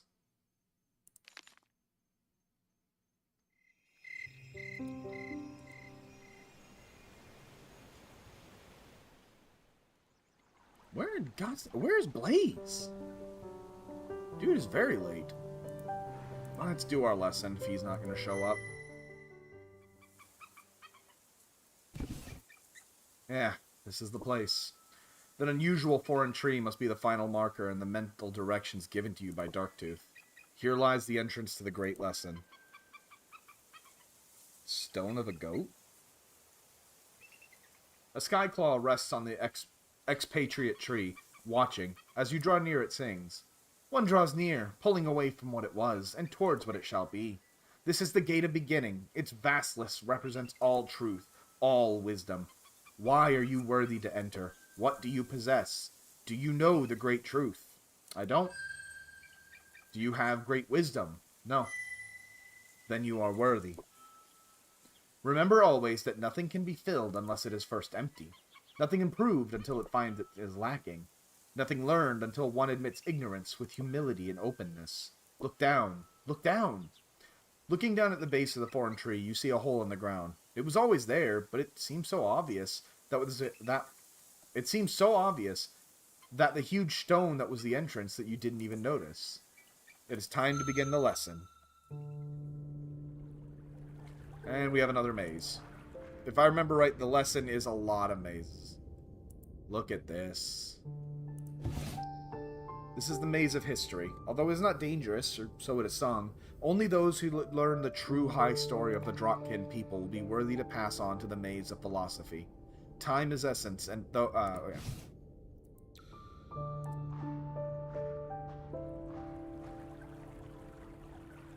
Huh. Why did... I feel like I was insulted that he gave that to me.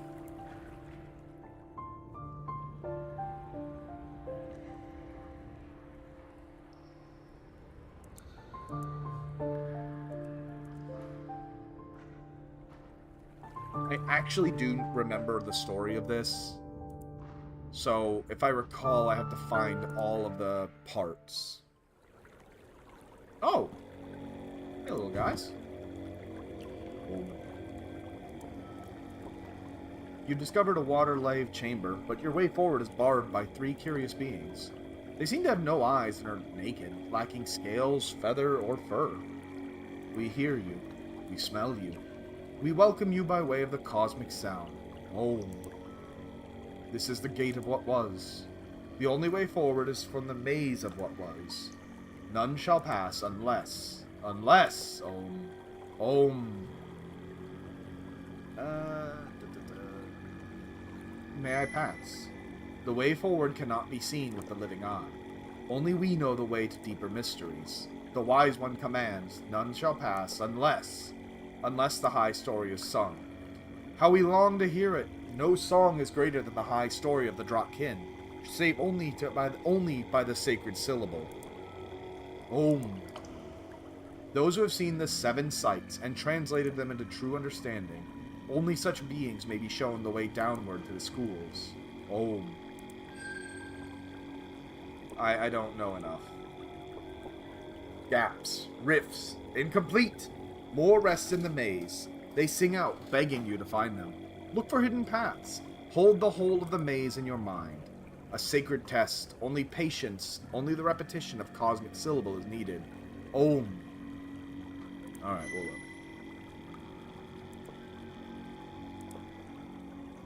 Yes.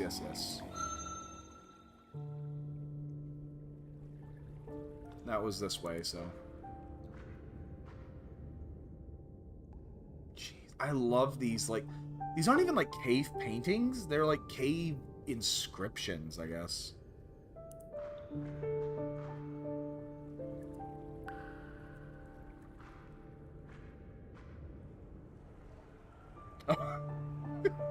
I'm surprised you were that nice to her, Jay. Oh, that's back where I came from.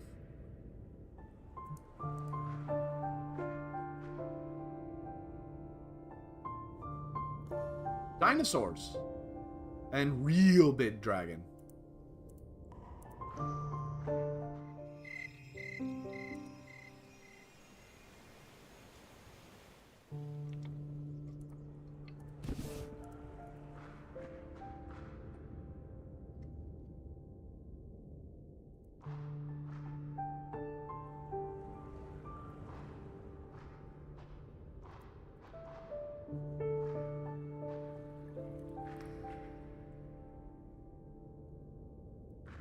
This again.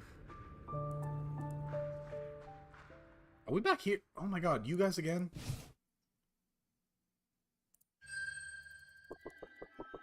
Do we know it yet? I don't think we got all 7.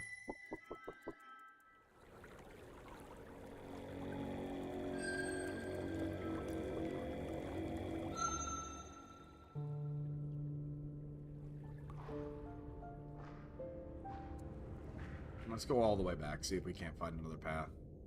This way. That just leads me back here.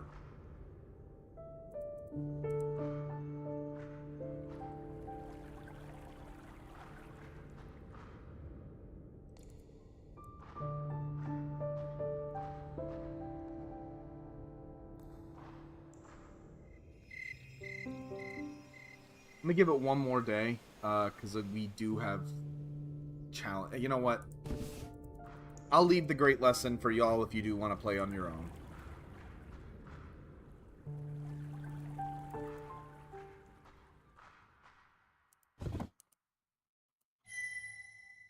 Yes, boy, I hear you.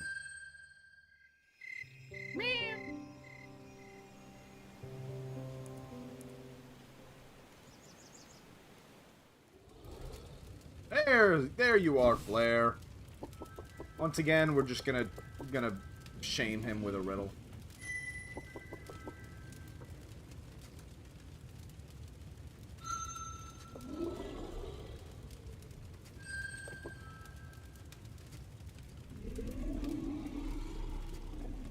It's still Mr. Strife. Go on.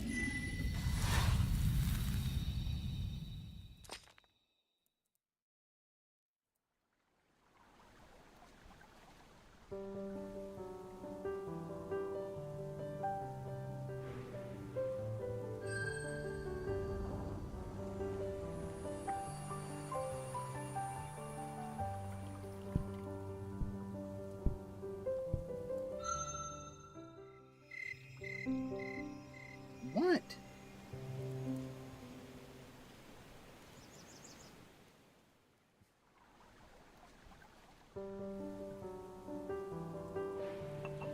We might as well get this going too.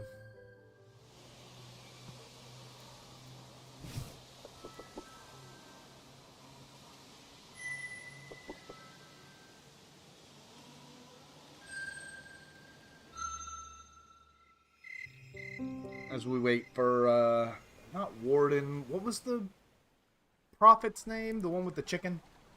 Does anyone remember?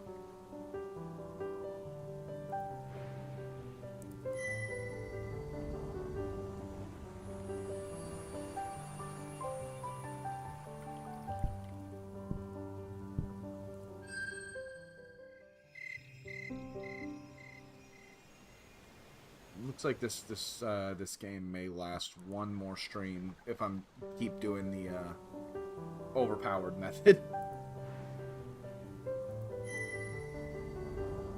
No boy.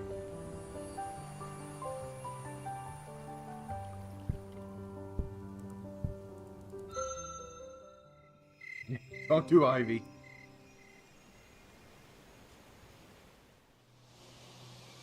Yes, you want a tail. You want the bright tail. Oh, and since I already know Writhing Question, I could just go ask him. I don't actually have to take another sun to do it.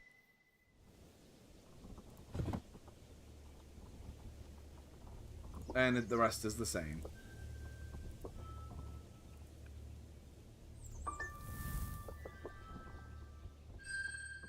That's nice that I don't actually have to take the time to leave, come back, go check on him.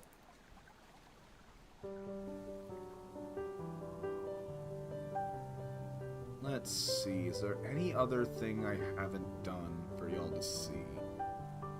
Doesn't look like it, really.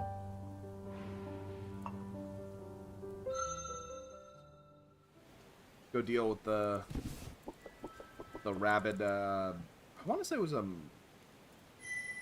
mongoose? Yes. Let me destroy you. You gently step back, keeping your distance. You feel the pain, despair, and confusion. Whatever is inside this greater stink strike is tearing apart both its body and mind. Hey, kitty, welcome home. We're still kind of speeding through, though we're trying to take a little time for it. The agony must be unbearable. You pour truth outwards in song. Good beast, I know your pain, your rage and your fear. The shadow of destruction lies heavy on you, and you cannot escape. Soon it will claim you. Yet you have one final choice. The wrongness within you hungers for more. It wishes to spread to others, to drive your people, all people, to madness and destruction. Recall the courage of your tribe.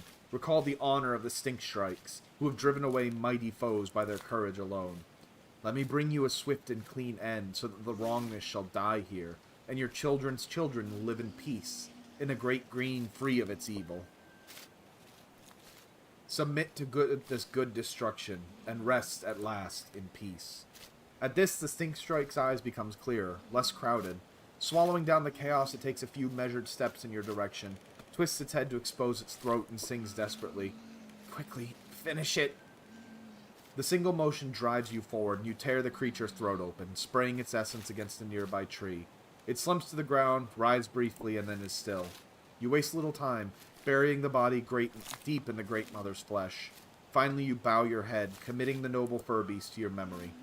Even with its mind being eaten away by whatever was inside of it, its spirit was strong enough to submit to your justice, going willingly to destruction so that others might not suffer.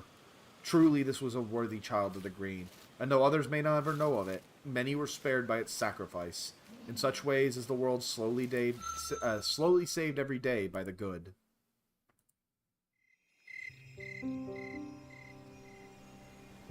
Australians. Welcome back, Francisco. Hey, you know, I don't think I've ever seen Kitty and Francisco in the same place. I'm just saying. Hey, we can now do Venom.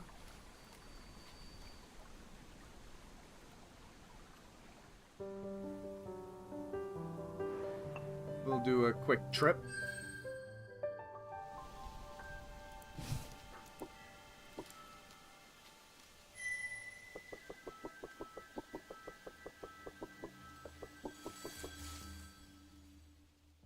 Oh. Well, welcome home, Kitty.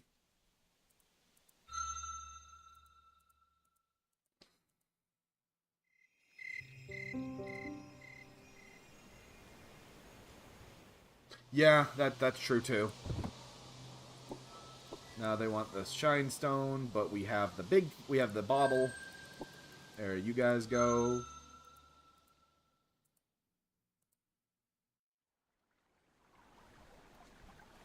Hey, more earth. Hyperimmune. Poison and disease are completely powerless against your healthy, earth-blessed body. And we can now attack twice in a single combat round.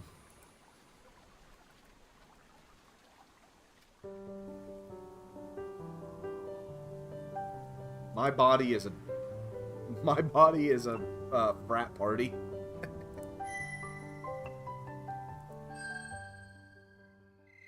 Now let's go ahead and get robbed by Fathom. Hey, Fathom.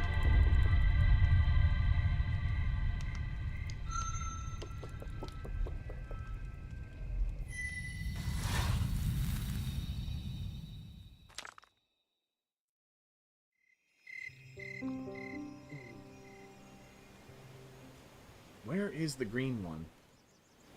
Hey, speak of the devil! I'm not reading his chickens yelling. But now we can... Bloom, that was it! But now, we can call the Ghost Claw. As your predator warriors emerge from the green to stand by your side, Bloom is visibly shaken. Its feathers puff out outwards in shock, destabilizing the Sun Singer on its head, which squawks in... How did I never notice the chicken on his head? Which squawks in alarm. As the composure is regained, there's a pause. Bloom seems to be relating instructions to Suncaller Herald, who continues. We are not afraid. Earth has spoken. We are more than your singer thralls and destined for victory. Many good beasts will perish in a melee. Fight me single combat. Bloom hesitates. Even without the clan singers, it's unenthusiastic to face you alone. But your challenge makes a justification of refusal very difficult. If it places its minions for obvious danger for its own sake, its perfect beneficence may be called into question. The Dance of Destruction begins with only the two of you, as it should be, with commentary provided by the Herald.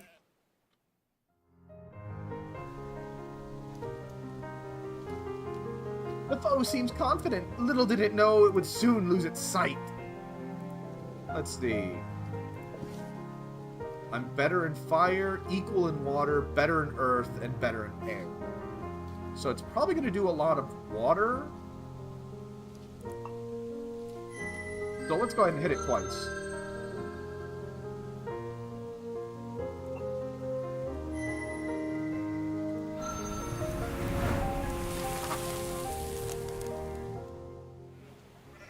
I was strong enough that even weak, I beat him. Bloom has been defeated and driven away. Victory is yours once more, as is another feather token of your power. As it passes out of your territory, you hear Bloom's herald announce. Rejoice, believers in the Perfect One! Our Hierophant and Overlord reveals that this was not the Promised Land, but merely a test of our loyalty, which we have passed! Rejoice! Most good beasts, however, are quite aware of the truth. You've crushed another invader, and the Spirit Wood, Heart of the Great Green, remains yours and yours alone. Give me your feather!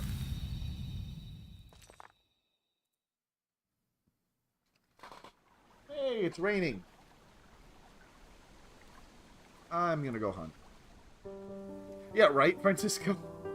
Imagine not being able to accept just, no, bro, he's wrong.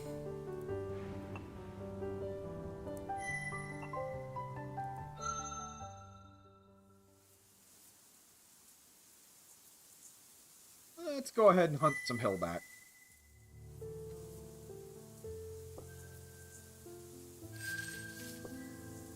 Look how small we are compared to this buffalo.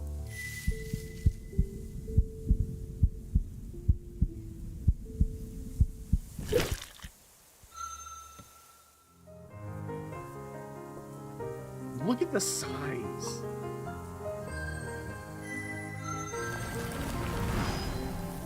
Will you go down?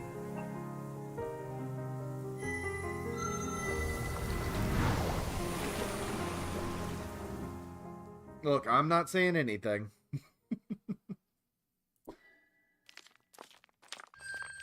We gain a lot of energy and a good amount of shinestone from its pelt.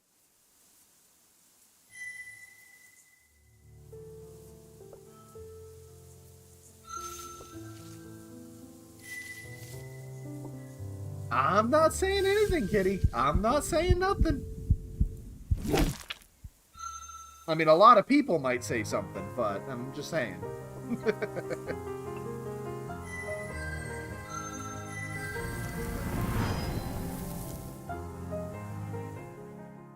Yeah.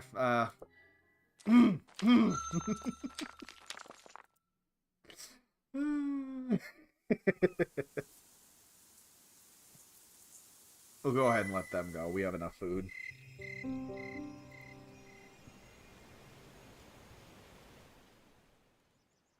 Oh. Hello, little friend.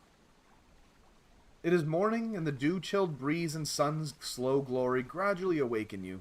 You rise, stretch your body, and sluggishly emerge from your lair. As you exit, the scent of a small fur beast crosses your snout. Strange for such a creature to be so close to a kitten's home. Soon all becomes clear. The squeaking song of Annunciation draws your attention to a small bear tail in the undergrowth. When you open your mind to it, it sings a song of great complexity for one of its small kind. Must have been long prepared. Great kin, here stands I, small yet winning. For bear-tailed tribes sing I to you.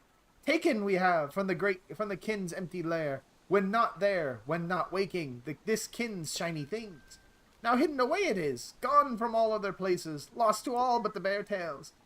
For shiny safe return, our enemies you will kill. The deadly legless invaders of villages, the tail beasts. By their fangs 3 pairs will we be satisfied. What was the Drox will be the Drox again. Quickly you duck back into your lair, and though your artifact remains safe, many of your small shiny things are now gone.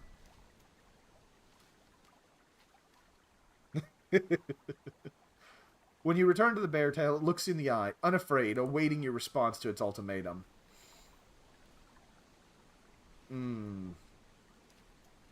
I could give him what I want, or what it wants. I mean, death bites are good eating.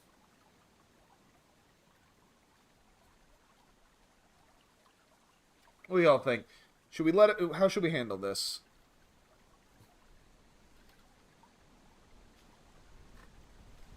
Actually, while we think of how to handle this, if you'll excuse me, I'm going to go feed the minions. I will leave... You think we should help him? Even though he's threatened us. I'll leave y'all to think about it for just a few minutes. Like I said, I'm actually going to go feed them. They heard me talking. They're here. Alright. We'll agree. The temptation to destroy this messenger of those who have taken from you is mighty, and the fire seed is rising in your throat. With difficulty you swallow it back down and reply, "You risk much, your life, many lives, for my treasure. Such zeal for one so small. I'll entertain your wish, though if you dare take from me again, you will find destruction." Satisfied, the bear tail vanishes into the undergrowth. Each tail beast should have 2 fangs, and 6 are needed. The sooner you slay 3 of them, the sooner you'll have your treasure back. You slam your tail into a nearby tree. The noise and pain help express your frustration. I haven't been forced to follow the will of lesser beings. Yeah, exactly, Maffy. Had you asked. Also, where are my shriekers? You guys, it's literally your job.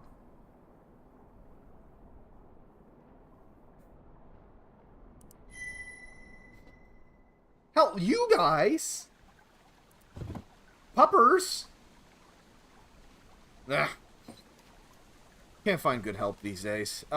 Anyway, yeah, I'll be right back, you guys. I might refresh my drink while I'm up, so... Take care, I'll be right with you.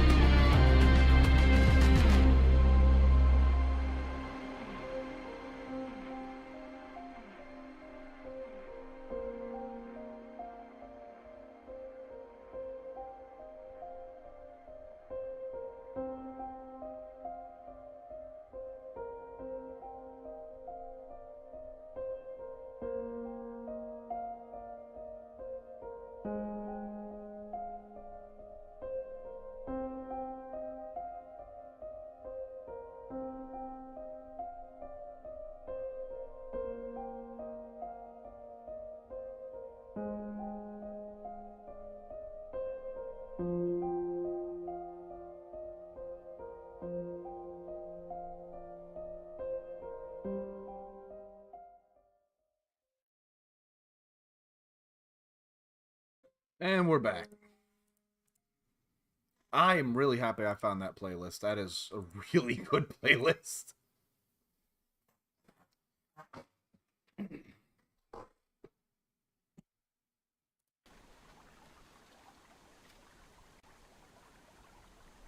And yeah, money is a little too tight to really look at two, but the thing is, Kitty, if I get one, Maffy has one. You know what I mean?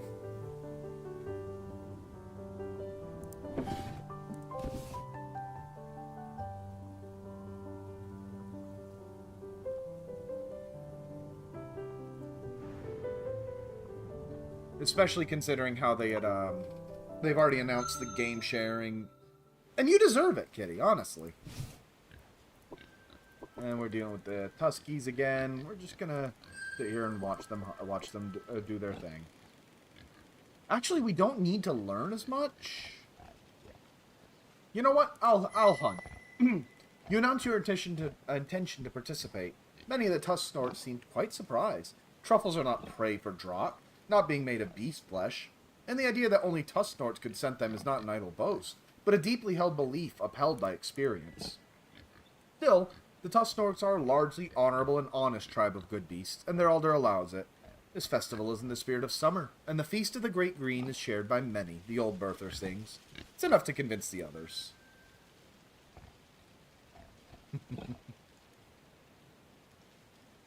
Let's see. We'll hunt. Closing your eyes, and you paint your surroundings into existence within your mind using only your powers of scent.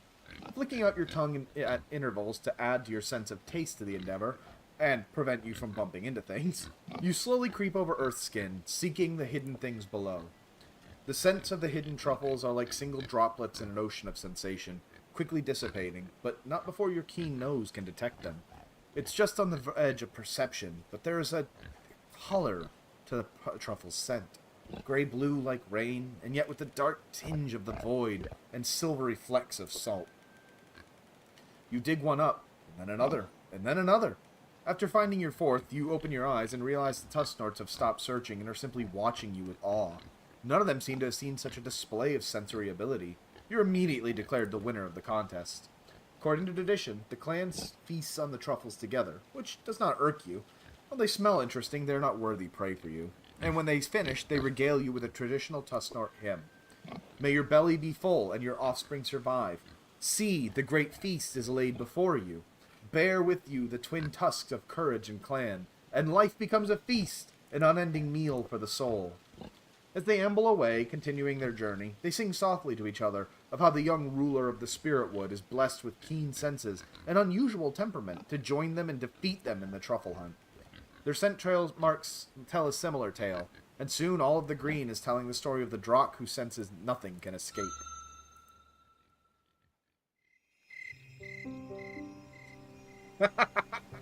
I mean, it's not wrong, Francisco.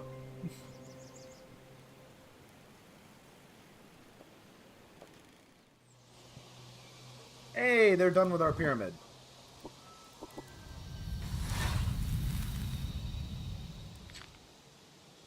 Thank you, little friends.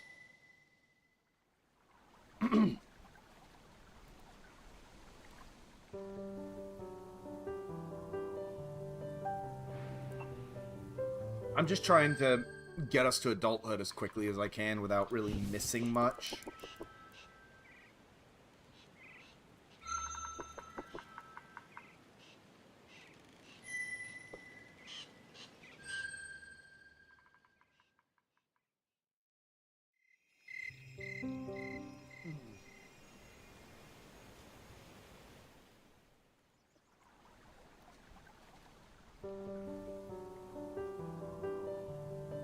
Let's go check the Heartwood. That's where our big crystal friend lives. We know. You attempt to leave the blaze trail behind, but when you attempt to move past the boundary of your own lands, something stops you. You cannot say what. You simply don't feel like going any further. There isn't any scent marker here to ward you off, but you can't. You won't. You don't belong here. You're not welcome here. At least not yet. how do you even know that? Unless... You shake your head to clear it. The power of an elder is a terrific, terrifying thing. You're better off not going deeper for now. Perhaps when you've grown greater. Well, that was a day.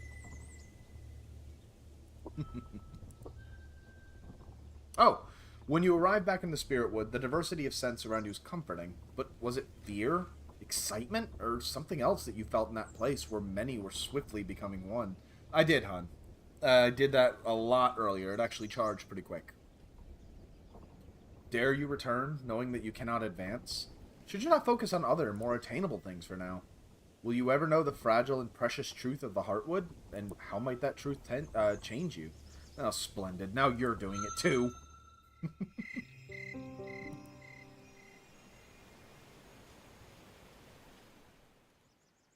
As I recall, we only have one more challenger.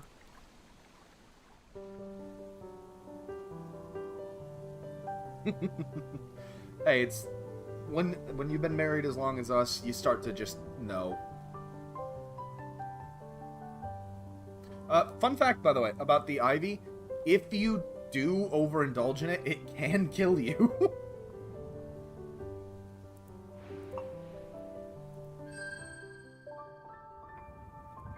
Yeah, the one that we're gonna spare.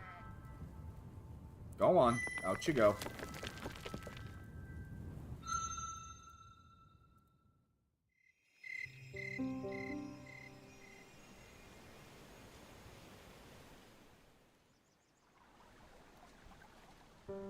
Good girl. What was this one?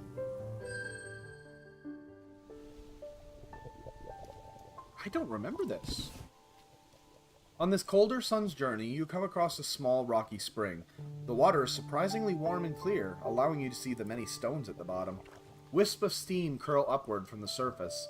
The pool, it all seems deeply inviting, and so you dip your forepaw in tentatively, thinking to wash your body in the shallow pool. As you touch the water, you instantly feel another presence. Feathers puffing outwards in surprise, you quickly crane your long neck from side to side, looking for hidden beasts, but you find nothing. Athena is not. She's just up on her favorite perch, but she didn't try and steal Ares' food, so she's getting praised. Next, you turn to the spring and see a faint, ruby-tinged presence lying below the stones. It's in the center you can see the shimmering of heat. Gradually, you realize this is a subtle being, a spirit of some kind, but it's far weaker than anything you've encountered before, resting just on the edge of perception. It reaches out to you with its mind song, which is gentle and slow. Oh, little kin, you please me greatly, casting your visage upon my surface, touching my body with yours. I have embraced many of your people, proud and powerful, grand and wise. These waters have mourned many in times now forgotten. Blackburns before they were sun-blessed, hail beasts before they sacrificed their limbs. Even before the Drakh were the Drakh, here was I was here. Rest within me and share my gift. Yeah. You lower yourself into the water. The sensation of warmth flows over your armor and between your digits. As you enter, the spirit's voice glows slightly in power. Images trickle into your mind. The touch of bodies great and small have I known. Minds deep and shallow have opened to my song. If I have proven strong of will and heart, I give my fire to those burning champions. Long have I watched the elements flow, taken up by solid beings. Long have I given myself to the new expressions of all. First, I was a blazing vein of earth, red blood of the great birther given mind. Then I was a boiling lake, dancing with hot air joy from below. Now, with so much given, I am but the memory of flame, a warm puddle. I am dying. But one more turning, the spring will forever cool, and I will be gone. O great kin, I will provide this last warmth, for it is all I have left. Take it, live, and remember. You know what? I think we can all agree. Let's reheat the spring.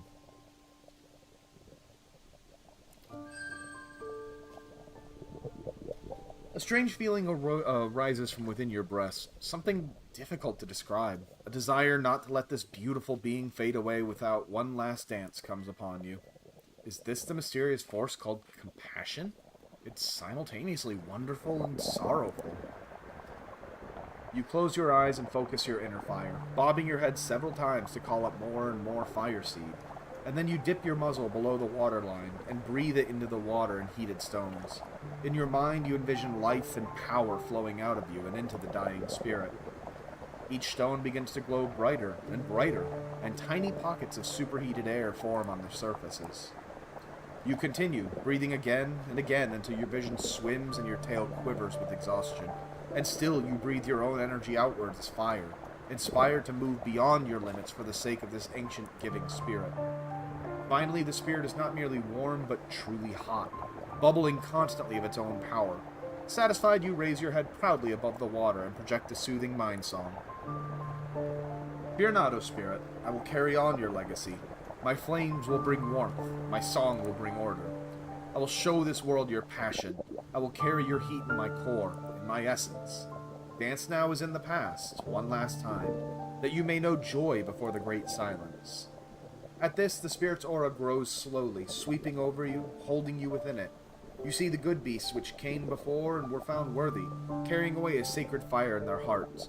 Blazetails, lumberkin, clan singers, kin, even ancient beings which you cannot even imagine a name. And at last you see yourself among them, for you have been proven worthy. The spirit dances, singing a boiling song, reveling in the joy of existence. Eventually the bubbling slows, and heat is gradually absorbed by earth and air. At last the spirit sings, "Last of the champions, I entrust you with my truth. Give purpose to those with life, give fire to those without. There is an azure flame, a hidden harmony between fire and water. Sun and earth are one in you, and you share their true essence. May you know this and remember yourself. With this final gift, I die. May you be blessed." As the spirit feeds you its power, you feel the waters around you go colder, and with the final speck of spirit flame graces your armored body, a chill wind flows across your exposed limbs. The silence. It's time to carry on with your journey, but as you push yourself into an upright stance, your forepaw brushes against a stone and you feel a power within it. You've been given a parting gift.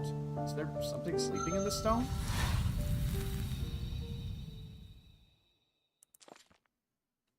More reputation of compassion.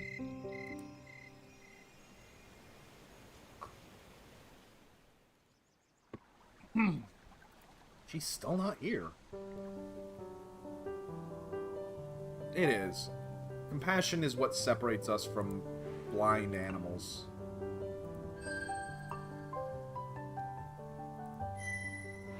We could get the spirit fruit. Yeah, silver fruit. Why not? I'm running out of things to do. I mean, we're all beasts, but there are some greater.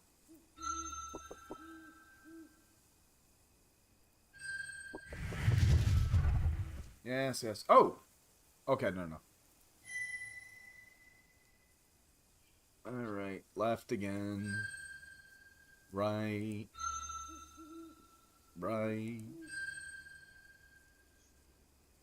Honestly, I'll be getting some... Actually, no, I won't be getting food, because might as well wait till Maffy gets home. What you thinking about eating, kitty?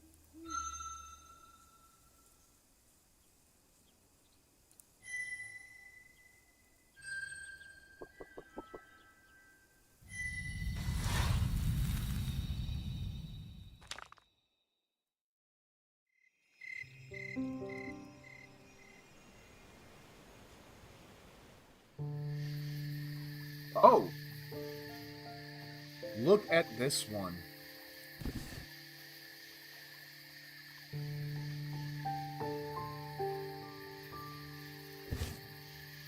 Moon's light is spilling onto your rest area, and your thoughts are just beginning to flow into dreaming when you realize you're not alone. Somehow, a rather attractive kin has penetrated into your very lair from the outside. Your feathers puff outwards in shock, and your mind reels, trying to process how an intruder was able to make it here unnoticed. Even the shriekers aren't making any sign of alarm. How can they, who can reputedly sense anything by their music, not understand that a foreign Drakh is here. As you scramble into threat position, however, you note that the beautiful kin is not making any aggressive movements. Its feathers are laid back and its teeth are unrevealed.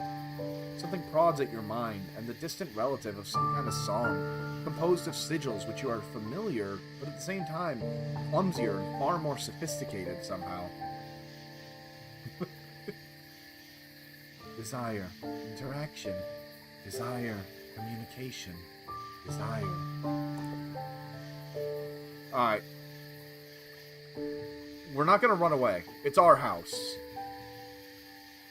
Should we get it to run away, or should we try and talk to it? Francisco says drive it away. Kitty says talk. Naffy, Jay, if you're still up.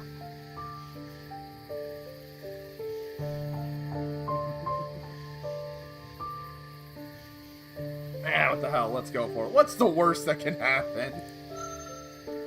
Hesitantly, you fashion a questioning reply and sting it to the winsome kin's mind, which is strangely difficult to target. Desire. We desire you, it slowly responds. You are attractive. Reward. Reward for giving of you. It is walking towards you, but somehow seductively?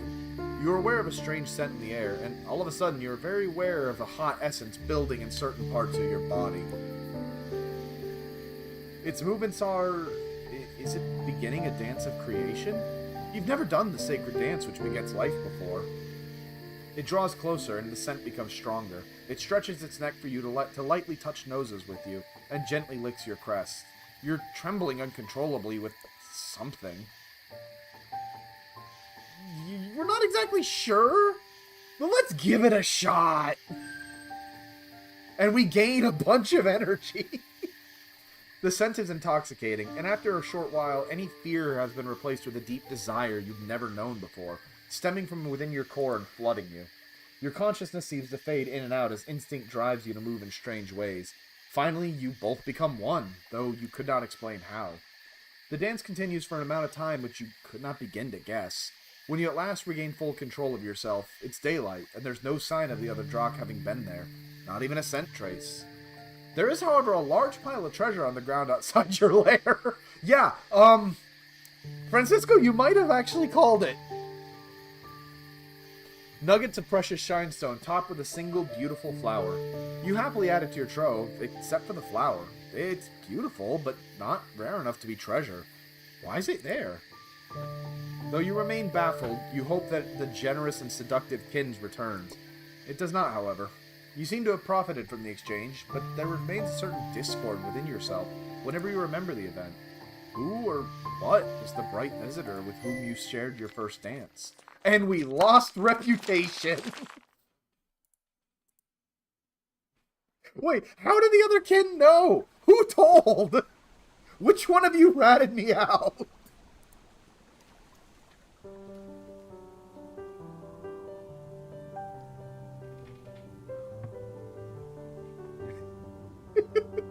Look, do you see the gold underbelly? All right, I can't stop him.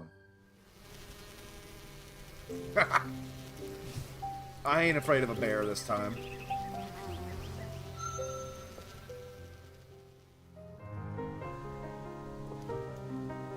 Especially because I know your dance, bear. Fire, air, earth, earth, fire, earth, fire, air. Yeah, so earth is most likely. Air. So earth, earth, fire. Got it.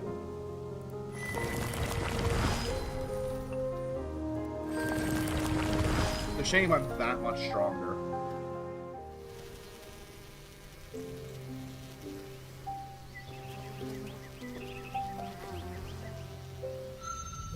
So, I'm just gonna say, if I hadn't jumped ahead to this point, there is another interaction with the Bright Dragon.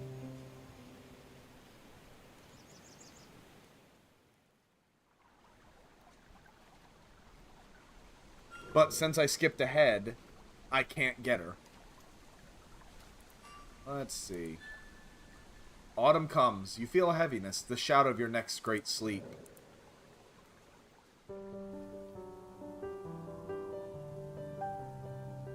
I need more interactions. Yeah, I am completely out of things to do. So, let's just kind of sleep it off. Wait. I can eat myself.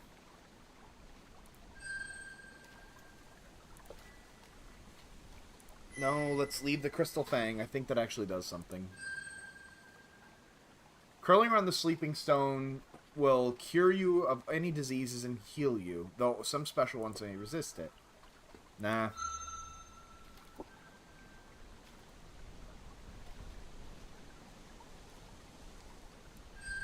What do we need? What's our weakest? Air, water, fire are all 6. Okay, so...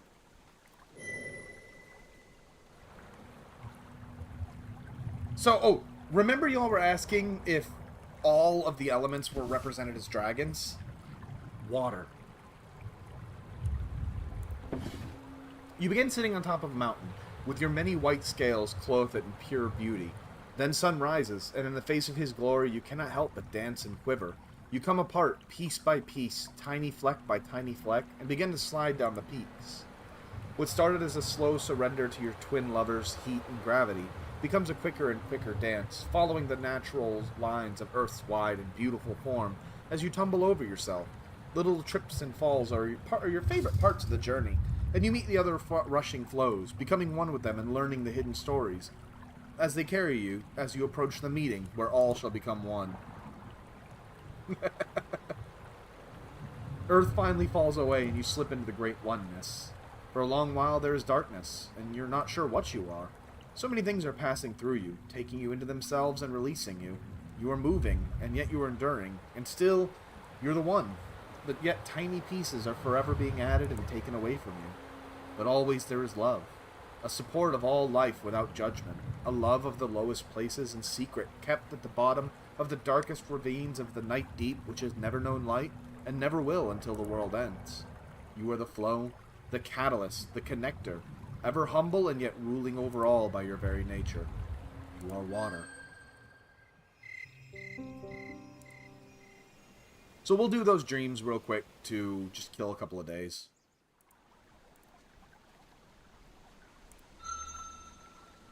Actually, my water looks like it's about to...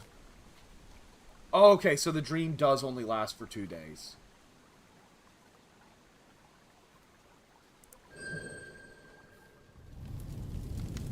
Oh! Maffy, Phoenix Dragon.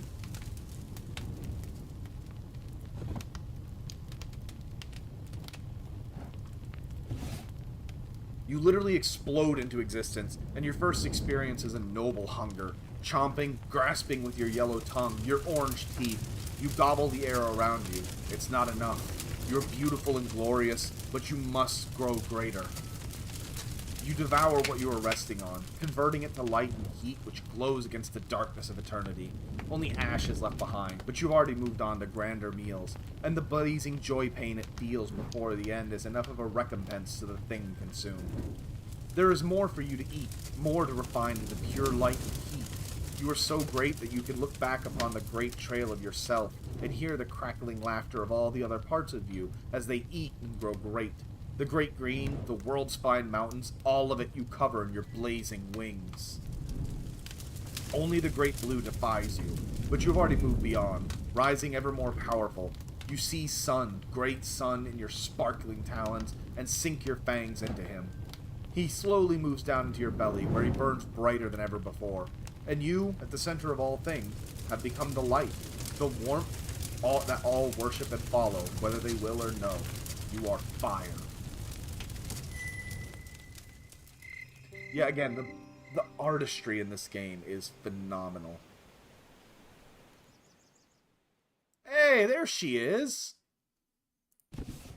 Sun has died and moon does not exist this night. Earth is utterly unlit. Hours before Sun's rebirth, you awaken from a terrible nightmare. Something was peeling apart your mind and eating its insides like the sweet viscera of a prey animal. The residual fear of the dream is heightened by a disturbing realization. It's utterly quiet. No tiny beings are calling, nor are the green leapers singing in the nearby marshes. No night feather beast chant, not even the wind murmurs. You're just about to give up and return to your lair when the subtle wrongness out of the corner of your eye. The shadow of one of the trees is somehow incorrect.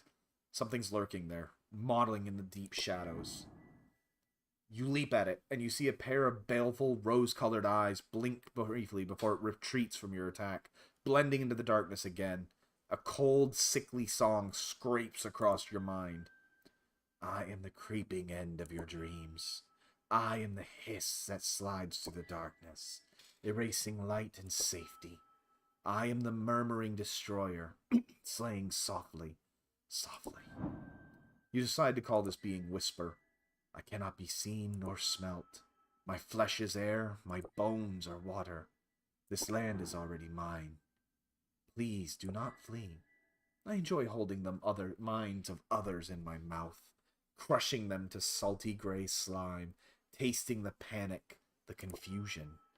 I savor the fear of my prey, then the despair of the moment they realize that they will perish without even seeing their destroyer. Please do not flee. Stay and become one with the quiet horror. Its sigils are like a tiny being crawling aggressively, buzzing inside your mind. It will not go away. It hurts just enough. Just enough. Let's see. We can outplay her, or we can have the Shriekers help us. What do we think? Because we know what Whisper wants.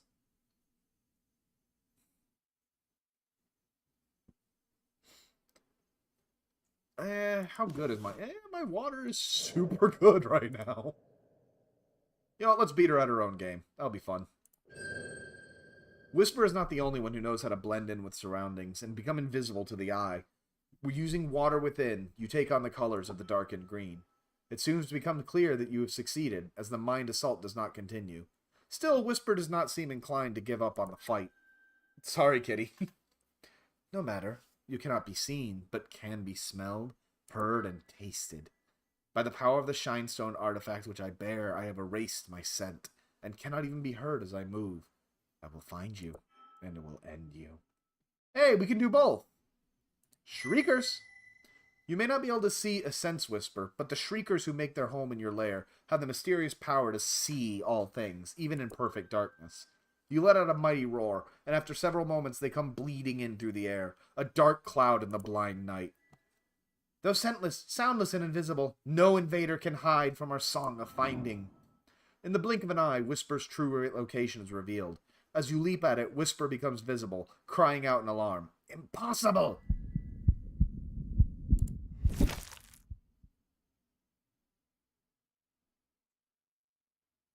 And we broke her toy. The Shinestone ring around Whisper's neck shatters, and the kin lets out a shrieking roar. Enough! Whisper breaks away from you, flattening to the ground. You see its body clearly now. Somehow it's colorless, save for its eyes, which are like the essence that now stains its armor. Do not behold me! Turn away! I was created naked of blessed color, so easily hunted, so easily seen. I will not be seen!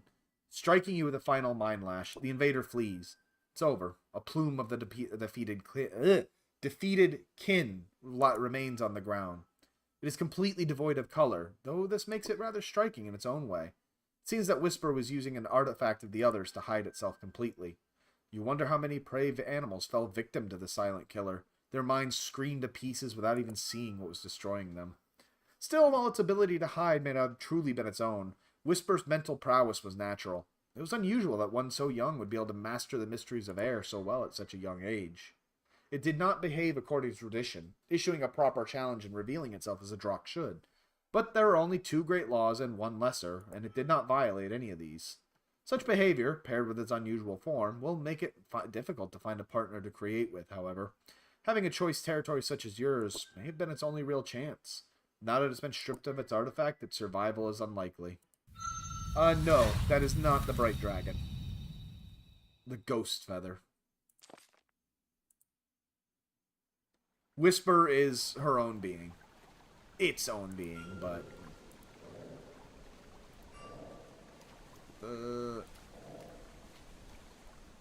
So yeah, we're just gonna gather some shinies now. Oh, wait, no, the sleeps. The sleeps, sorry.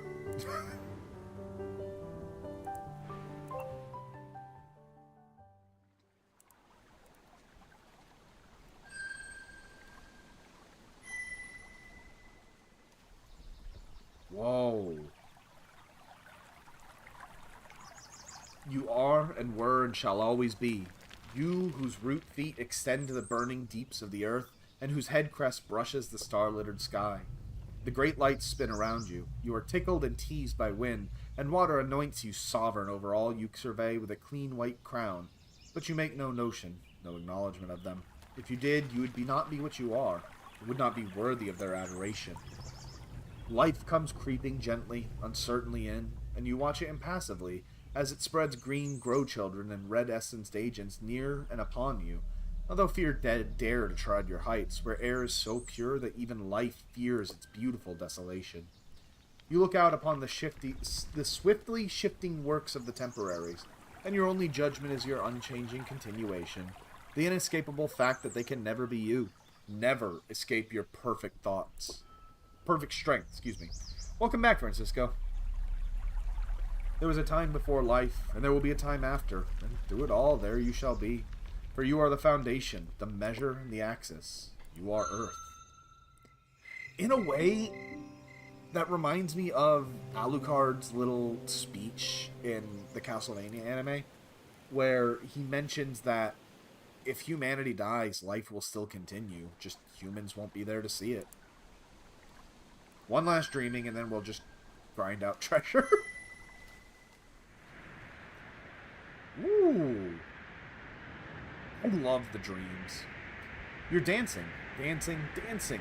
Rising up, touching the topmost mountain peaks with your belly, and then being drawn back downwards, rushing through the open, secret places within Earth's breast. Tiny parts of you are drawn into every being, into every kind of body, from the tiniest to the greatest, and then they send you on your way once more, changed, slightly heavier, but still dancing. The great trees sing you into existence constantly, supporting and lightening you, and you love them, dancing sensuously through their every shuddering leaf and needle.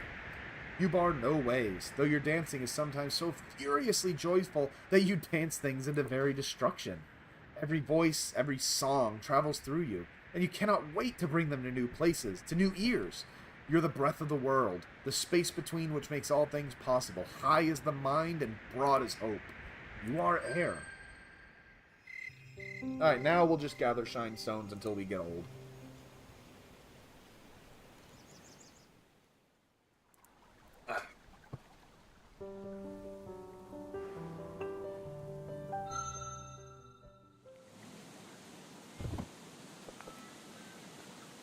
Casting about the shore of one of the eponymous twin lakes, you discover an interesting potential source of treasure. Though it gleams like the rarest shinestone, it's not, nor is it a gem. It's amber, made of the purest essence of trees and refined by time. Water has polished and cleansed it to perfection. There's however an issue. The majority of it trapped between quite a few large stones. Moving them would be no challenge to an elder, but unfortunately thousands of turnings stand between you and that vaunted title. Oh yeah? You may not be an elder, but for your young kin, you are mighty indeed. It takes quite a bit of time, but you push and lift the stones one by one until they review the fugitive amber.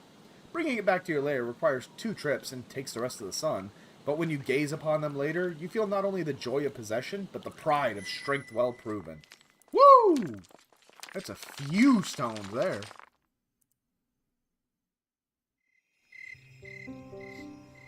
We need to drink more juice here. We really do. Real juice at that.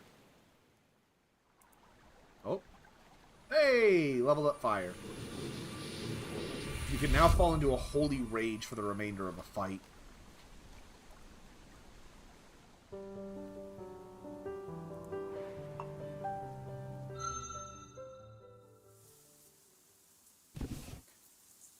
Earth's flesh is tumorous and uneven in this part of your lands. Vague hints of decay and shinestone linger in the scented mist. A wafting taste of something quite foreign sits in your mouth whenever you lie atop one of the strangely soft hillocks here. Could one or more of them hide a secret? Let's see. The lodestone can lead us to it. The lodestone draws you to a particular hill, indicating something that hides within. A bit of light burrowing ensues, and you come across something remarkable. Oh! I don't think I've ever seen this. It seems that 4 beings ended their lives down here, or perhaps were put here after their end has already come.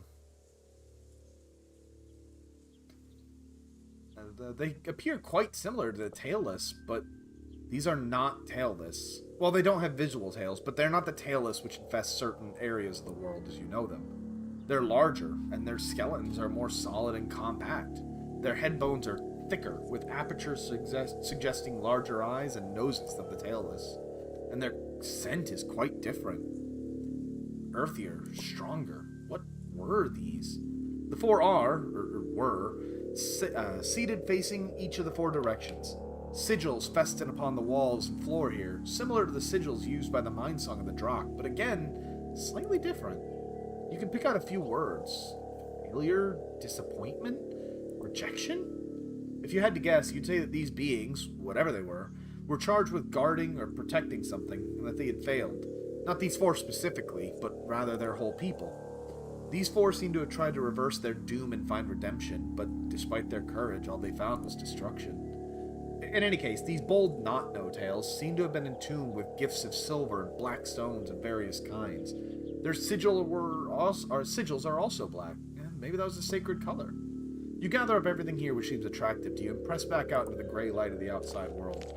For some reason, a thought occurs to you. Perhaps you should cover up the chamber again. It's probably just an instinctual drive to bury your findings so others don't take them, but there's nothing there valuable there. Yes. Covering it up again is a tiring process, and you wonder several times why you're making yourself do this. There's nothing left to steal, and no other reason of which you know to cover up the bones of dead things or keep them hidden from the elements. You can't help it, though. Something is compelling you.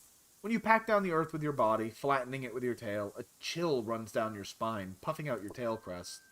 That night you dream of huge, shadowy warriors decorated with black jewels, clutching dark cutting shards in their forepaws, fighting desperately against an endless tide of no-tails. Though the dark ones are brave and strong, the tailless are simply too many, and one by one they fall. I have seen a Makuhito. Not only have I played, not only in 14, but in For Honor. Makuhitos are amazingly cool weapons. But I don't think these are meant to be like Aztec warriors. I think these are a sort of either cavemen or like a split off of humans. Not to spoil it if you guys choose to... Yeah, possibly giants. They might be giants. Not to spoil it in case you guys decide to play through this on your own and discover the secrets within. But this isn't the Earth we know about. Because there are definitely dwarves in this universe. We've heard them called delvers. So, who knows? Although the judgment of destruction is never wrong, looking on, you can't help but feel like this should not have been. When you awaken, the feeling of despair lingers in your mouth until you wash it away with a drink from the hilltop spring. The past is the past, and dreams are only dreams. Aren't they? Honestly, I think... Stop thinking of tasty dwarf flesh. I think these were the original inhabitants of Earth. And... because we keep hearing that the no-tails are other.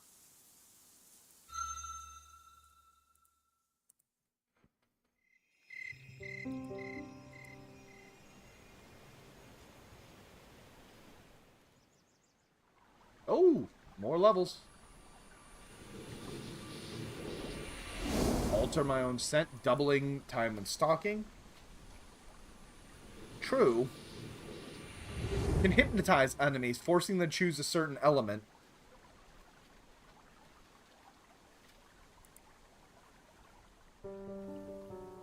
There's a lot of possibilities that I'm not telling.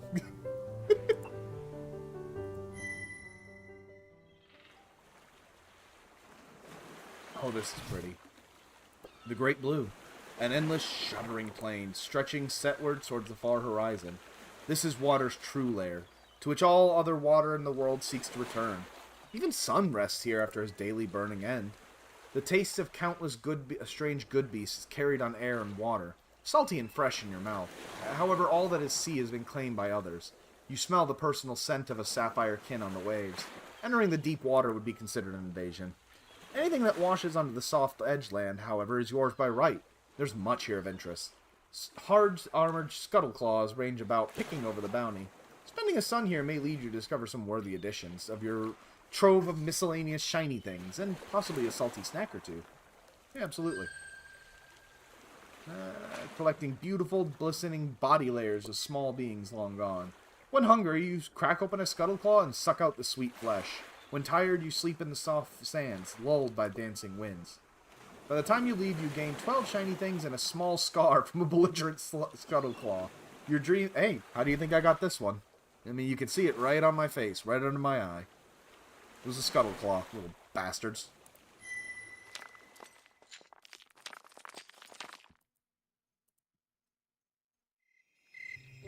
If I need to go... crap battle! If I need to go a little longer to... Never mind, we're done.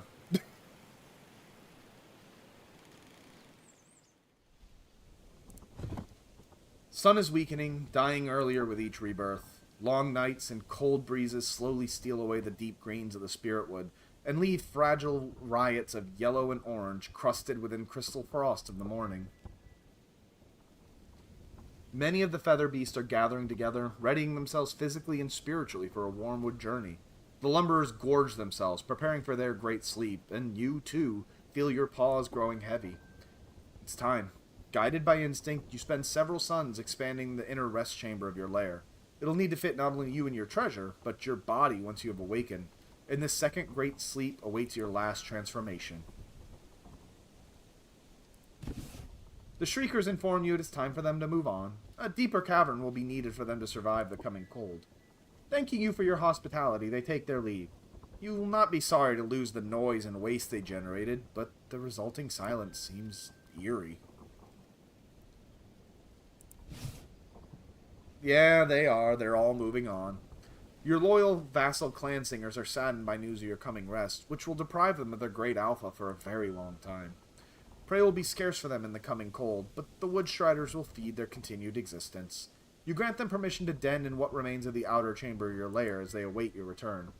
Generations of their short-lived kind will be born in your absence, but their loyal hearts will not forget you, and they shall remain yours in the time beyond. Well, it's more we're going to sleep for many generations. It's implied that full-grown adults are hundreds of years old at least. By the time you finished your bedchamber, the sky crystals are beginning to fall and cover the land. This land, your land. When you last laid yourself for a great sleep, you were just a copper-skinned hatchling, ignorant of so many things. Now the spirit wood is truly yours. Its streams run in your veins, and you feel the trees in the distant hills as if they were your own feathers. Invaders came, putting your mind and body to the test, but you found strength to triumph over your enemies. Few now would dare to challenge your authority. Before you were merely infatuated with the heart of the Great Green, but now you've come to truly love it, to feel its fortunes as yours. You wish prosperity and endurance upon it as you cover up your last chamber and await your final rebirth. First light, and then time abandon you, and then the dreams begin. Hey! Beloved, I smell your spirit drifting into your last great sleep. Your many acts of compassion have pleased me greatly. As you rest, I shall send you dreams of love and unity, so that when you awaken, you shall be mighty in the ways of water and earth. When the time comes, remember me, and remember the beauty of rare compassion, and its guiding truth that all beings are one. This is the secret which shall be our salvation. May you be blessed.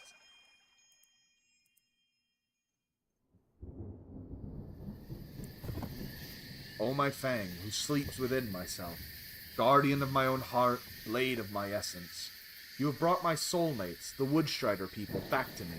Their hard feet upon my soft ground brings me joy and peace. Though the proud kin may mock you for bowing before them, your humility makes you fragrant of spirit. I am drawn closer to you, and you of me.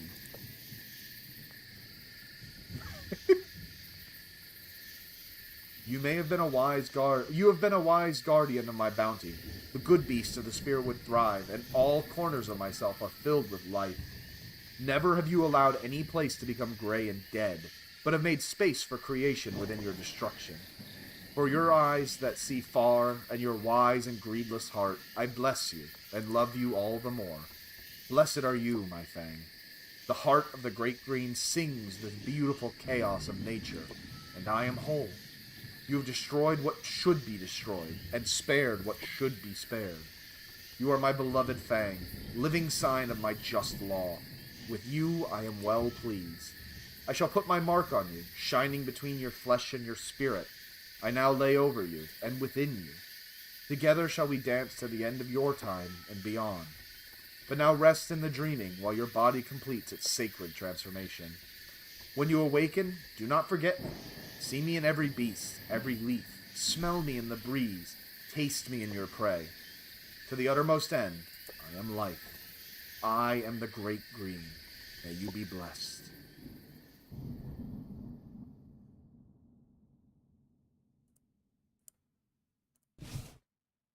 Like a sticky mire burying your mind in a grasping, breathable darkness. Like a boulder, gray and thought-hollow, unsouled yet undeniable. Like a dream of nothing at all. If you had to, perhaps you could convey the feeling of this great sleep to another in such ways. It's being sucked down and built up simultaneously, squeezed comfortably between the layers of is and is not. There's absolutely no way to know how many suns or moons or turnings have passed.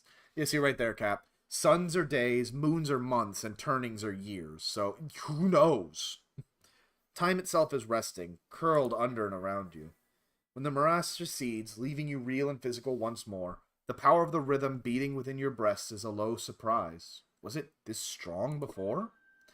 Breaking out of your sealed sleep chamber is much easier than last time as well. Even after doing so, there's not enough room for you to stretch properly, and so you emerge. Morass. Look at us! There's no need to consult your reflection this time. You feel it deep in your core. You're now complete. Ooh, with that golden glow.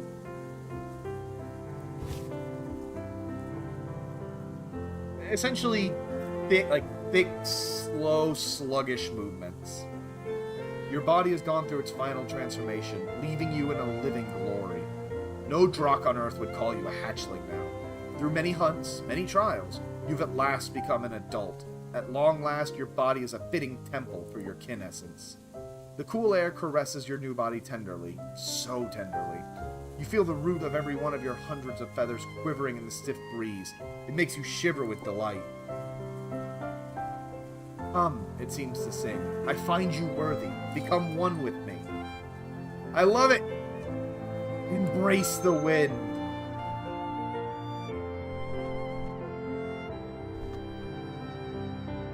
Freedom.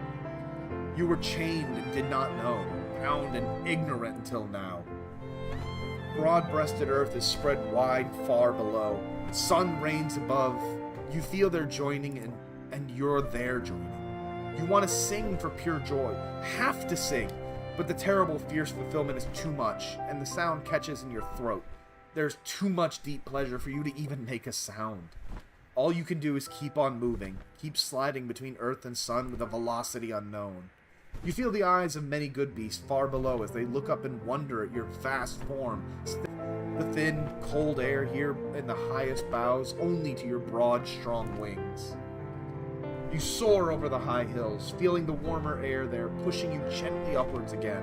You pass through the clouds which lick you with cool, watery tongues, bathing you. A few times the wind seems to push you violently, but you soon learn that fighting it is useless.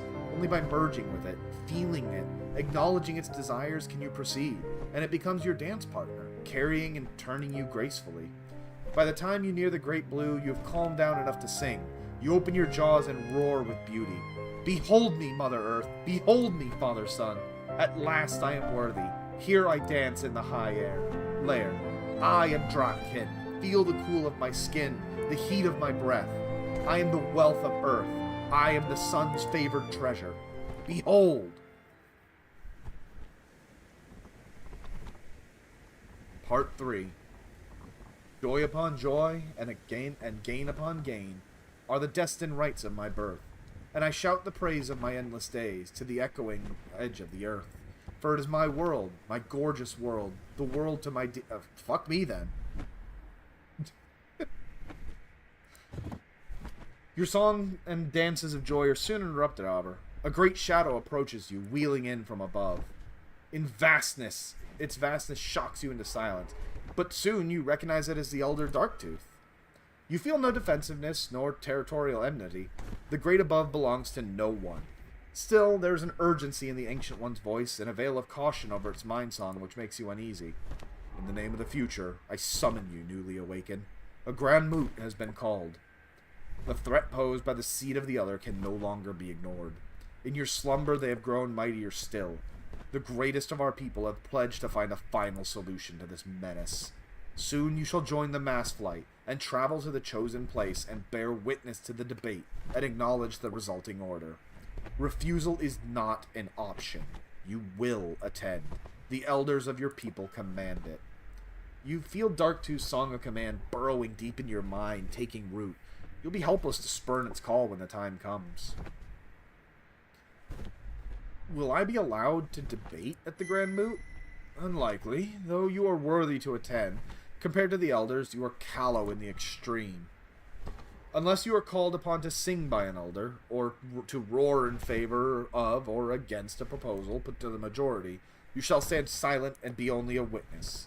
Still, this is a matter of such import that even to witness shall be an experience which you shall recall to the end of your days, and its resolution shall become the law for all Drakk. It is a possibility that you, keeper of the heart of the Great Green, may be called upon to sing. A shallow possibility, but a possibility nonetheless. Are the Tailless really that big of a threat? Yes. May I leave and prepare? Darktooth signals acceptance by turning its huge body slightly and wheeling away from you, leaving you to return home carrying a new burden. What are the No-Tails? That their danger is such that the solitary kin must put away their own way to join together to face them. What gives them such power, and what solution could there be? What are the elders planning? The unchanging wind suddenly seems colder, and you find your earlier bliss is fading. You sense the turning point in the high story of your people is drawing near. Now that you're an adult, you too must learn all you can about the Tailless and their way, and turn your mind to a solution as the elders have done, if you are to be deemed worthy to effect the great moment which looms ahead. You spend the first few suns after your awakening as an adult broadening your lair to fit your new frame and the many treasures you will surely amass. In your mostly absence, the Woodstriders have continued pruning and tending your lands. Your portion of the Great Green is bursting with health and life. Prey is abundant, you shall not want. As your body has grown, so has your appetite. Smaller beasts are no longer worthy of your attention. To fuel this great form, you must hunt larger beings.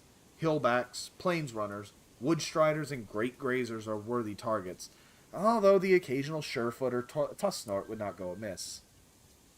Having already spent a great deal of time investigating your own demons, it is now time for you to turn your attention outwards. You're now great enough to challenge your neighbors for portions of their lands. New hunting grounds and encounters may be yours if you can defeat them in a challenge, but accept no quarter. They'll surely bring all their power to keep what is theirs.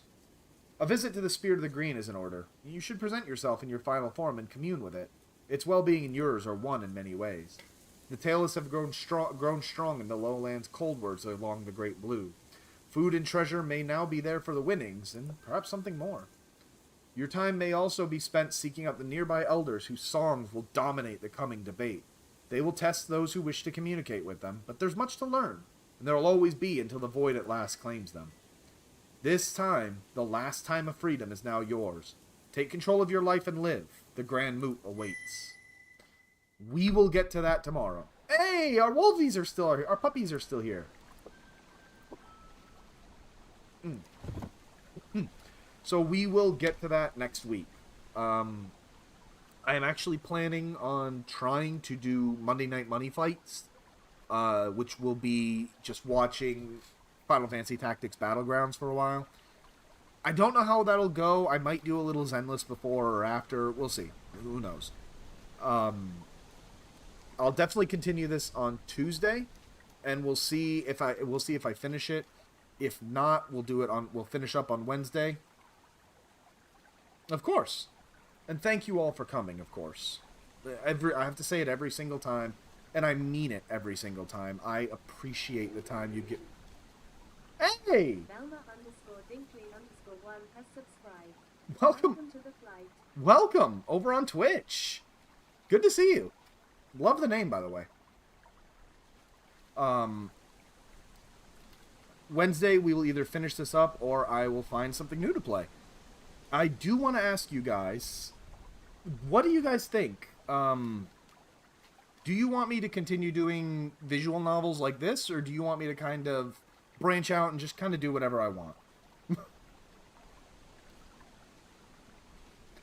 Because obviously, I know that the vibes have been immaculate.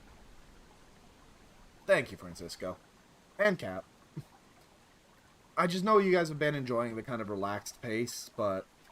So Kitty votes visual novels, and I will promise I will do more. I have a lot of stuff that I want to share. But yeah, I do think I'll space them out a bit. Shut up, Cap. Yes, I can do a run of Slay the Princess. Slay the Princess, for those who don't know. Yeah, I'll probably do more visual novels and just kind of space them out. And in any case, as always, thank you all incredible amounts for spending your time with me. That is something I can never give back. And so the fact that you're willing to spend it with me means a lot. I'll see you all next week. Have a good weekend, y'all. Take care.